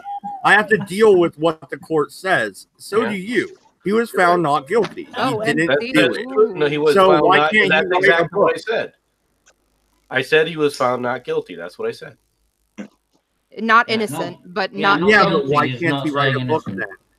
Why can't he write a book and make money off it? He can do whatever he wants to do. Well, hold on. In a civil, he was also found liable in a civil court. Oh yeah, they found his ass absolutely liable and made him pay out the asshole for those two people. Now, in reality, one of the things that they could do, that I think that he did do, didn't he declare himself bankrupt? And when you go through bankruptcy, the judge decides how any of your assets are going to be handled, and it could just be very well that in the bankruptcy court they said any proceeds you get from like XYZ goes to help pay down this debt. That could be how they did it. Yeah, they seized the income. Yeah, but I mean, he could have done it through a third party, you know, that brought it into him. Well, is he going to get paid for it though? If the glove does not fit, you must acquit. Oh God. You know, we have jurors that have admitted to getting him off just because he was black, right? You do realize that. Yeah, you do realize that cop planted that glove, right? Totally. Totally. I don't think he planted. I think he did. I think he planted that glove. Why? What evidence do you have that he planted the glove? You may not have planted the glove, but the fact is the glove didn't fit. So it was the. I mean, the glove might have been there in the garden. The glove. You watched him putting that on there. That was a joke. Okay. The reality was, even if that was his glove, he could easily make it difficult to get around his hands. That was simple. Biggest thing I found funny was during the LA riots, no one had a problem with the copper that was doing the beating. His last name was Coon. No, I mean, beating up a black fella. Even as a kid watching the trial, because my parents were glued to the TV like the rest of America, I looked at him and I'm like 8 years old or whatever, and I'm like, he's innocent, right? And sure enough, he was found innocent. Well, you were retarded then, you're retarded now. Not much has changed. Great. I was still found correct. He's guilty. He was found not guilty. And then in a civil court, he was found absolutely liable for the murder of 2 people. No, but in civil court, the evidence and everything isn't it's not entirely as legally binding as what the actual trial was. Like they can find you guilty of fucking putting water on the floor and making someone slip over. Now whether you did or not is another story, but you could be found responsible because you didn't clean it up or something. The standards of proof are not beyond a reasonable doubt. Yeah, the burden of proof is on the defense to say, I didn't do this in civil court. Well, I'm sorry. I thought it was a farce from the beginning when he ended up in that stupid car chase. I mean, it just... I'm sorry. He got off because he was black. I said it. Oh, my God. That stupid car chase, though. Like, yeah, Cabby, I'm with you. He's going, like, 30. Like, what the fuck are you doing, dude? Well, he wasn't driving. It was his buddy who was driving, right? Well, you see, they brought this up They did bring this up on an episode of Top Gear. It's like, what's the point of a high-speed police chase? All you need to do is be moving. They can't drag you out of the car if you're moving. But you have a perfect opportunity to have like a sort of, Blues Brothers thing going on. And because they see the amount of cars we stacked up behind. All these bloody... It's a good opportunity for the Blues Brothers. All these black and whites backed up behind him, You just wait. But hold on, Mad Dog. So is Casey Anthony innocent then, since she wasn't found guilty of murder, but she was found guilty of child neglect? So is she innocent? By legal standards, yes. Do I think she did it? Yeah. I do. Yeah, but I mean, the thing is, is she a good person? No, obviously. But I mean, that's the law. And the reality is, the Casey Anthony thing is once again they shopped around for gullible jurists who basically believe that the moon landing was faked and alien crop circles are and Bigfoot is real. Don't forget. Hey, look. Well, we all know they are. So, MC, with the Casey Anthony trial, I rewatched. There's a documentary on Netflix, of course, about it, and the trial was just the prosecution totally fucked that case. Like they had been given a gift, and it was all pretty packaged for them, and they completely fucked it up. Like because they screwed it up the same way and for the same reasons that the O.J. Simpson's prosecutor screwed it up, which was, okay, it's a high profile case. It's all about me. And as soon as they did that, they forgot that they're there to try a case. And they focused on themselves. Marcia Clark, for example, in the O.J. Simpson thing, was running out going, hey, I need to get new clothes and I got to get new pantsuit. And then basically went to her ex-husband and said, I'm charging you more for child support because I got to get a new suit to wear in front of the cameras. Well, here's another that shows you what's going on with these idiots. What about the Menendez case? Oh, that was absolutely just fucking insane, right? Well, at least they got convicted the second time. Well, no, I absolutely agree. It's just that whole courtroom, that was a fuck fest. Yeah. I think that's the biggest issue, again, with our system, is we are letting the media have so much control over the courtroom, over everything that pretty much goes on. Like, essentially now in every trial, it's a poison jury. Well, my problem is right now is it's obvious that if depending upon how you want to spin it in the media, if you are a friend of the media's, they will bend over backwards to help your side of the case, and you can leak to them, okay, whether it's for the defense or for the prosecution, depending upon what side that you're on, that the media decides are you our friends or not. You can leak them. If you're one of their friends, you can leak all sorts of stuff to it, and there are no repercussions for this. And it shouldn't be that way. All right, judges should immediately, if there's going to be anything like a trial coming out, all right, gag order or an investigation, that you can't sit up there and leak this stuff to the press. Well, unfortunately, like in Florida in the Casey Anthony trial, as soon as something came out, they have very, very, like, the public has to know immediately. I can't remember what those laws are called, but the public has to know. So, for example, when the parents were talking to Casey Anthony in prison, that interview video was leaked probably like an hour after it happened. Or not leaked, but given to the press. And so you've got a jury pool. Basically, the entire country knows who this cunt is. Would she have gotten a fair trial anywhere else? I don't know, but obviously something fucked up somewhere. You know what I'm saying? Yeah, no, you're right, but it's flat out disgusting. I mean, like the press needs to learn. I mean, don't get me wrong. There's things that the press needs to know, but if there's an investigation going on, all right, the press shouldn't be allowed. People, if somebody leaks to the press, that person should be they should do an investigation to find out who it was, and if they ever find out who it is, they should be prosecuted. Well, since the OJ, I'm sorry, but I've got to say this. Ever since the OJ Simpson trial, where we had 24-hour access to the courtroom, to what was happening, I believe that's when all this shit started going downhill. Because then you had cameras in courtrooms constantly.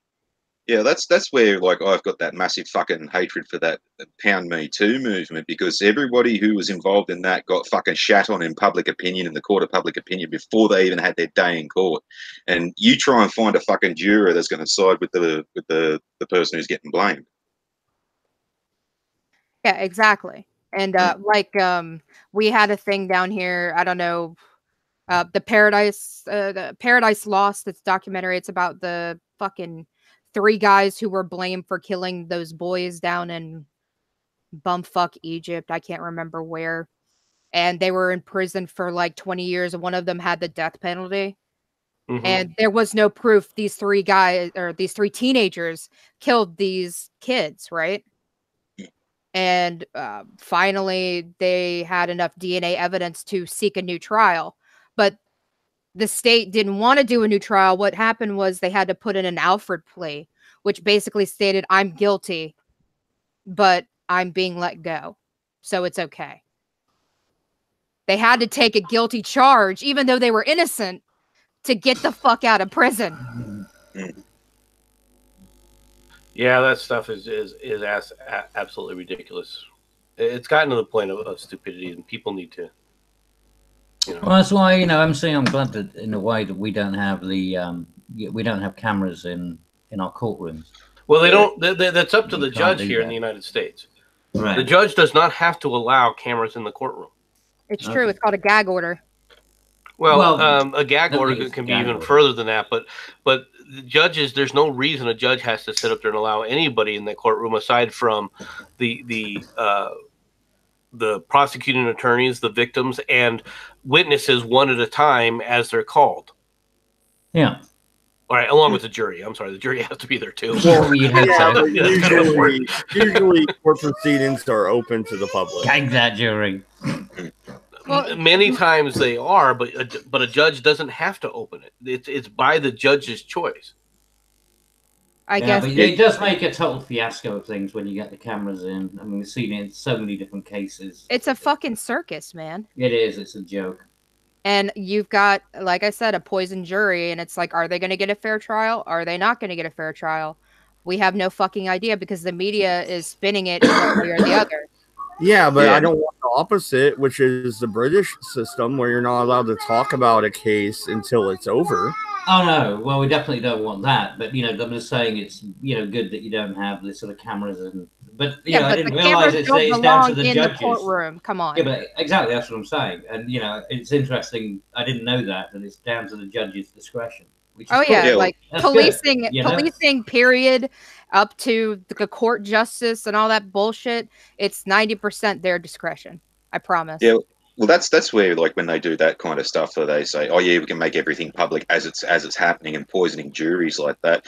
That makes me become all ambivalent about the person who's accused. Well, whether they did it or not, it's another story. Exactly. They now can't get a fair trial, so that's null and void. Whether he did it How or is not. the jury poisoned though? Because the jury's usually sequestered if it's a big case like that, right? No, They get I was talking about the public. The public. It's going to be tainted by that level of coverage when you get the cameras going in. Bringing up the Pound Me Too movement. Like, Harvey Weinstein was fucking guilty before he even fucking was arrested.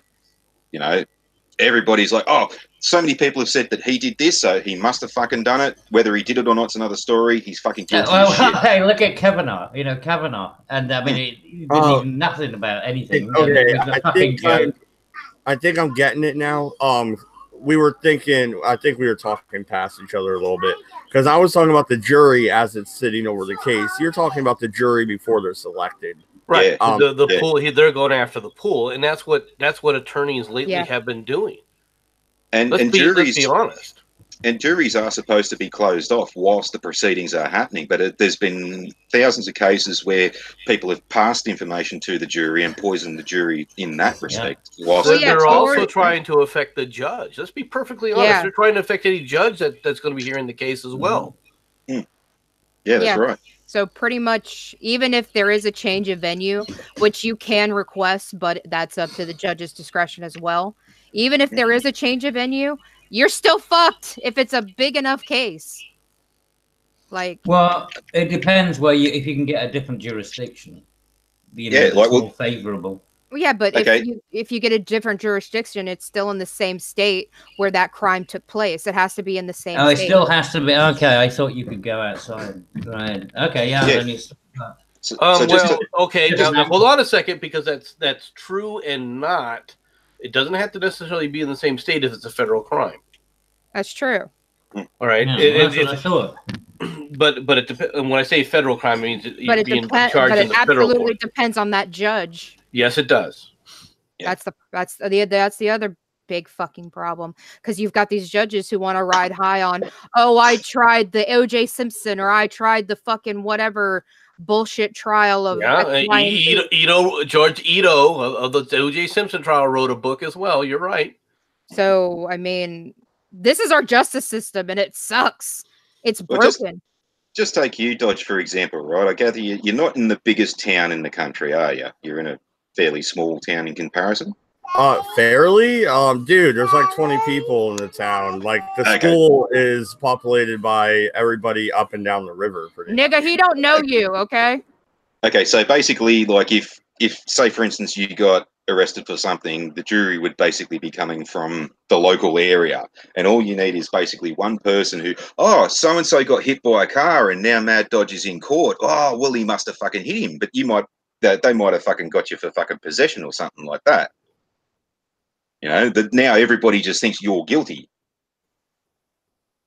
Yeah, it's like before you're even tried. Like, the lacrosse case, right? The Duke case, where they were accused of sexual assault. They were considered guilty before they ever went to trial, and then they were found innocent. But guess what? They were still kicked out of college. And that was the one that Rolling Stone fucking reported on, wasn't it? Mm-hmm. Yeah. So So I understand what you're saying. It's just I don't want our court system to be closed off like the British system. I don't like that. No. Well, yeah, but that's a really exceptional thing when they start issuing the D notices, I think they're called. Yeah, well, they've closed the courts for this cunt in fucking New Zealand because that's part of what he wanted. He got taken alive because he wants the limelight and all this kind of stuff, and they closed that off so he can't get that. Like, he also wants to be a martyr. Let's be perfectly honest. Oh yeah, If he wanted to be a martyr, he wouldn't have. He would have had a gunfight with the No, cops. Yeah. no. You read his manifesto, right? No. When I say martyr, he wants to be murdered by like the guy that showed up with a knife to try and kill him. Yeah. That's what he wants. Yeah. He wants. Yeah, he wants to fucking be in the limelight and a martyr. Yes, he does. I swear to God. No, he doesn't. Well, he wouldn't have gone in with all the bulletproof vests and everything that he had on when he went in. But he would have had a gunfight with the cops. He wouldn't have been taken alive. I'll tell you that now. No, he wants to be murdered in a very specific way. I swear to God, I promise you. I've seen it. He said, I mean, his manifesto, he said he's going to come out, and it's got nothing to do with Well, that's the sad part is with their justice system, he's going to get out, just like that idiot that we're going to end up releasing, Lind from Guantanamo. Oh God, don't even talk to me about that fucking bullshit. I'm so pissed. Oh my God, sorry. I'm sorry. That was a bloke that we should have just left to fucking rot. There's an Aussie that the Yanks caught over, I think it was in Afghanistan, fucking David something bloody rather, and he went to jail for a few years. We got him out of Gitmo, and fucking he released a book and all this kind of stuff. No, we should have fucking left him in Gitmo to rot the cunt. Well, they all write books, and then they've always got some backstory, and then they end up on the fucking BBC. Oh, I suffered in my little orange jumpsuit. My little orange jumpsuit experiences, part 3. Never mind, I beheaded women and children, but that orange jumpsuit, that was highly offensive. I honestly think the New Zealand shooter should be castrated, but hey, whatever. They should have shot the cunt and fucking stuck him in a ditch. No, everybody gets their day in court. He'll get what he has coming to him. I bet you. Yeah, but what about due process for all those fucking people he killed? Where is the due process for them? Well, when you film it and film it live, and you basically show your face and say, "Hey, it's me doing this," you kind of fucked yourself out of the whole. Did he do it or didn't he do it, or what's the technicality? I mean, he's got a point. No, I mean, everybody gets their day. He did what he did because he had a reason to do it. I mean, this was. He had needs, Cabbage. He did. He had big sexual needs. Very sexual needs. He had needs. Where's he just got off a call from Streisand, and this is it's the Streisand effect. Yeah, there it is. You got needs. You've got needs. You go with your own. Mad Dog, change the stream to the Streisand effect. Thank you. Yeah, the Streisand effect isn't fucking mistaking things that you thought were real. It's now just making you go do stupid shit. He had needs. He had to do Poor it. fuck kids. Yeah. He had a message he wanted to send. I mean, maybe that's the reason why Barbara Streisand didn't want that photo to get out. Maybe that's the reason why Barbara Streisand didn't want that photo to get out. It had her in her backyard, chock a block up a fucking child with a I don't understand, right? Because normally, if you got sort of, the art classes, all these art people, they love all of this sort of, expressive art. I mean, maybe it was just an art form. Well, I put the F back in the art. Like a really fucked up art display or some shit. Yeah, it was a dynamic art installation. Oh my God, that's hilarious. But maybe. You never know. You could argue the point. I mean, yeah, everyone gets their day in court, but I mean, he should have got a fucking hollow point to the head a couple times. You know what? I don't like Muslims. I don't like extremist Muslims either. I don't much care for hyper religious people in general. But they didn't deserve to die. I don't know. That's just me. Well, deserve is a relative scale, isn't it? I mean, I don't care for them either. It's just I'm not the biggest fan of religion. Period. No, I mean the fact was it was a turkey shoot. I mean the man went in and he even called it. What was the most fucking ridiculous thing he said? It was during the shootout. There was no shootout. It was just him fucking shooting people. Well, it's like those Catholic fucks that hit all those priests that's coming out now. Exactly. All in the medieval times. Have all these documents about the priests that were fucking kids, and we have 2 of them here, right? In Virginia, in the Hampton Roads area. 2 of the priests that were fucking kids, right? But no one is going into a Catholic church and mass fucking shooting them. What the fuck? Well, here's another thing I don't know whether you guys have heard about over there is that in New Zealand there's a football team that they're now considering on changing the name over all of this, and they were called the Crusaders. That sounds familiar. Yeah. Well, this is the reason that they say that you can't have the English flag, right? Because the English flag is the original Crusade flag. It's the George It's Cross. the cross. I was about to say it's the cross. George, right? Yeah. So you're not allowed to have your own flag no more because it's inciting violence. Yes, it's the red cross part of the English flag. Yeah. Yeah, we can have the white bit, but if we did that, then we'd just be French. Can I have the red bit? We're not retreating. I don't know. I think he's gonna get what's coming to him. Although I don't know the laws of New Zealand. Do they have capital punishment? No, he won't get death penalty, but he'll get. Are you serious? Wait. Paroled. What? After they'll only hold him for what, 20 years at max?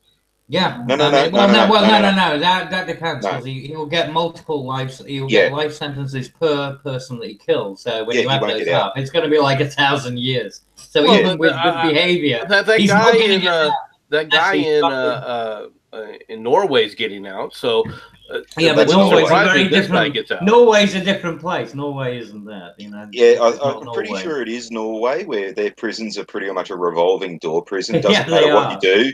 Yeah, you spend a certain amount of time in, and then if a certain amount of criminals come in, it doesn't matter what they've done. You could have like 1,000 shoplifters come in after you, but if a certain amount of prisoners go in, you get out regardless. Seriously, in Norway, you actually get to go home on weekends if you committed certain particular crimes. So it's a joke. Norway is not the same thing as New Zealand, but he's going to have how many people died? 40 odd people. 50. That's going to be 50. So 50 life sentences back to back. Even with good behavior, he's not going to be getting out until the end of the next millennium. Back to back or served concurrently? No, back to back. Yeah, that's how they work. They go serial. See, now one thing that you might not sort of agree with, they might not give him the full sentence for each individual term. So they might give him, say, fucking 5 years for each individual killing, but that's still 5 times 50, and he still ain't getting out. Yeah, there's no way he's going to get out, and he's not going to get any good behaviour either. No. So in that case, he's done for good. I mean, in that case. In that case, though, I am all for fucking capital punishment. If you've killed 50 people and there's absolutely no prospects of you getting out, no good behaviour, no nothing, they may as well just take you out the back and put $2 around through the back of your head. I agree with you. There's no reason to pay for somebody. That's right. We've got to now spend something. I think it's about $50,000 per person per year for everyone that's in prison. Exactly. That's taxpayers' money. We've got to feed this cunt. We've got to keep the cunt alive until he serves his sentence. Yeah, much quicker just to use the bullet. Yep, absolutely. Yeah, because he's not going to serve any purpose in the future or anything like that. I mean, yeah, that's how I feel about pedophiles. But what are you going to do? Well, no, I agree with you. Yeah, absolutely. If they get caught, anyone who gets caught, absolutely, even, I mean, as this idiot did, recording himself doing it. I mean, when you catch somebody, like red-handed, there's no excuse. It's like what we had. The Yorkshire Ripper, and these people, and you pay for, like you said, 50 grand a year, and then never coming out, and they're going to live for another 40 years. That's right. Yeah. Well, back in 1983, there was a nurse walking home from work out the back of Blacktown. Her name was Anita Cobby. And 5 arseholes in a stolen car basically bailed her in the car. They raped her to fucking beat the bejesus out of her, slit her throat and left her in a field. And that case there, we'd gotten rid of capital punishment at that point in time, but they actually had to have the SWAT teams out to keep the crowds away from these cunts. That's how bad the public outrage was. So we were screaming to bring back the death penalty just for these 5 cunts. Yeah, and I think the death penalty is appropriate on certain occasions. Yeah, 2 of them are dead now. One died only a couple of weeks ago, actually, from fucking cancer. And we're still sort of sitting there going, well, why are we keeping the other 3 alive? Because they're never getting out. And this is another thing there, too, with the whole courts sealing things, because the Anita Cobby case, all the records were sealed because they deemed it as so horrifically bad that the public should never know about it. My argument is that, like, well, since, you know, now we've got global terrorism and fucking people beheading people on YouTube and shit like that, how bad could that have been? Why can't we find out how, you know? Yeah. Well, there's no excuse. I mean, the idea that you're nannying the people is no excuse for not releasing stuff, especially if you do it under, say, a data protection act or something. You say, you know, I want to see the information, you know, a Freedom of Information Act. You should be able to get access to it. It's nonsense when they do that sealing thing, but yeah, it's like what Wolfie was saying. Our legal system is very strange when they can gag and they can seal things and all kinds of stuff, and they treat us like fucking children. Well, your legal system was screwed up. I knew you. I never realized your system was so screwed up until I watched them actually convict Dankula. Yeah. That was a really eye-opening experience of just how messed up your legal system has gotten. Yeah. They convicted him? Yes. Oh, yeah. Oh, yeah. I mean, he has been charged with a crime, and he's got £800 to pay. And if he doesn't pay it, he spent time in jail. They seized it. They seized it out of his bank. All right, they've already taken it. So now, now he's had, okay. He's still appealing it. But he goes, I woke up and I was looking through the records on my bank and I found out there's an £800 charge on the bank, and he went to investigate what it was. The bank didn't even tell him. The bank didn't even inform me that they had taken it. That is so fucking disgraceful. I swear, it really is getting like, it's like $1,200 out of your bank is just seized by the government, and the bank doesn't have the courtesy to let you know it happened. Well, and also the government doesn't have the fucking decency to tell you that they're doing it. At least get a letter saying we intend to take this money on this date. What? Well, I mean, you see? So, I mean, yeah, so he couldn't even protest the payment. They just said, fuck it, we're going to take it anyway. And, okay, so now all of your protests mean nothing because all your monies belong to us. Well, a similar thing. I'd be shutting down that bank account and switching banks. Or do you guys have credit unions over there? No, that's the thing. Yeah, you got them. But the thing is, it would have come out of any bank that he had. I mean, it wouldn't have mattered. The government would have just seized it. Anything that you have to deal with where it's got to go through the if any bank or savings and loan or anything is FDIC insured, the government has a lot of authority over you. There's a lot of things that you've got to do. And which means they have access to all of your records. And with Financial Services Authority, it's not exactly transparent. Yeah, there is reasons for it and all this kind of stuff. Like take Christopher Skase, for example. He was a guy who had a fucking pyramid scheme out here, and he fucked off to Mallorca with everybody's money, and no one could touch him because he'd pissed off to another country. Now, if they could have frozen his assets and all this kind of stuff and made him fucking stay here and pay, that would have been, you know, something that we would have liked, but we didn't for some reason. And yeah, when you have a look at what was that? That dirty great big fucking insurance company that went bust and fucking about 10 years ago, just before the global financial crisis. I can't remember now. But yeah, like when people's money just goes completely off the face of the earth like that, that's where the government should go. Hang on a minute, don't you fucking run away. But they but you've also had the same thing with the guy who did Mega Upload. You know, what was his name? The fat dude, right? And they just fucking seized his money, and he didn't have any choice whatsoever. Or the Pirate Bay or whatever, that guy too. Yeah, they did the same thing to them. So, you know, just seizing your money, you're seizing any kind of accounts that you have. And I mean, yeah, of course it can be useful if it's for somebody who's a real pleb, but they'll use it for anything that they want. You know? But, I mean, to do it with Count Dankula, it's just, I mean, talk about punching down, you know what I mean? Yeah, that also, I reckon, is a lot more to do with more the opinions of the fuckers, not so much the law, because I had a similar instance a couple of years ago where I told someone in no uncertain terms to fuck off, and that was the worst I'd actually done. Never mind that they'd actually lied to the police, provided a false report, and ultimately perjured themselves in doing so. No one wanted to listen to me. My fucking solicitor was useless. Don't say anything or else the magistrate will punish you even further. So I never even got to say anything to the fucking magistrate. And everyone was like, no. This person said something, so you got to sit down and just fucking cop it. It's like, hang on a minute. What about all... No. Don't say anything. Don't say anything. No. What about what shit? Don't. Well, fuck the lot of yous. Watch me sit on my hands from now on, fuck yous. But when seconds means lives, I bet you're going to cry about it then. Mm-hmm. Yeah, I've seen that one, Wolfie. That's, yeah.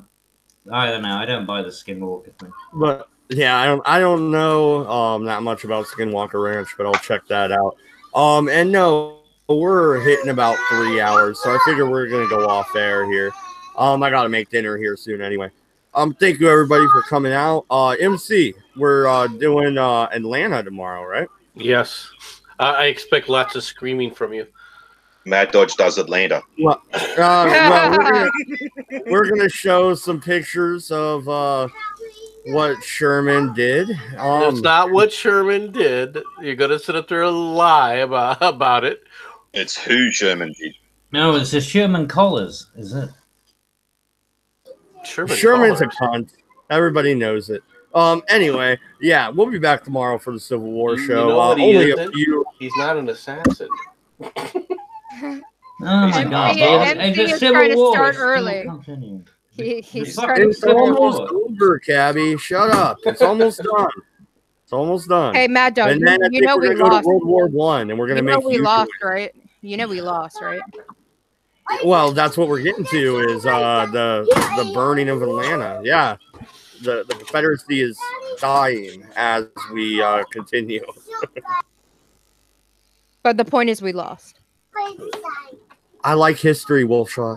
Anyway, I know. Thank you everybody for coming out. Good night. Good luck. Don't go to France. Cabby, you're a cunt. We're out of here. PewDiePie! Sub to PewDiePie. What do you expect?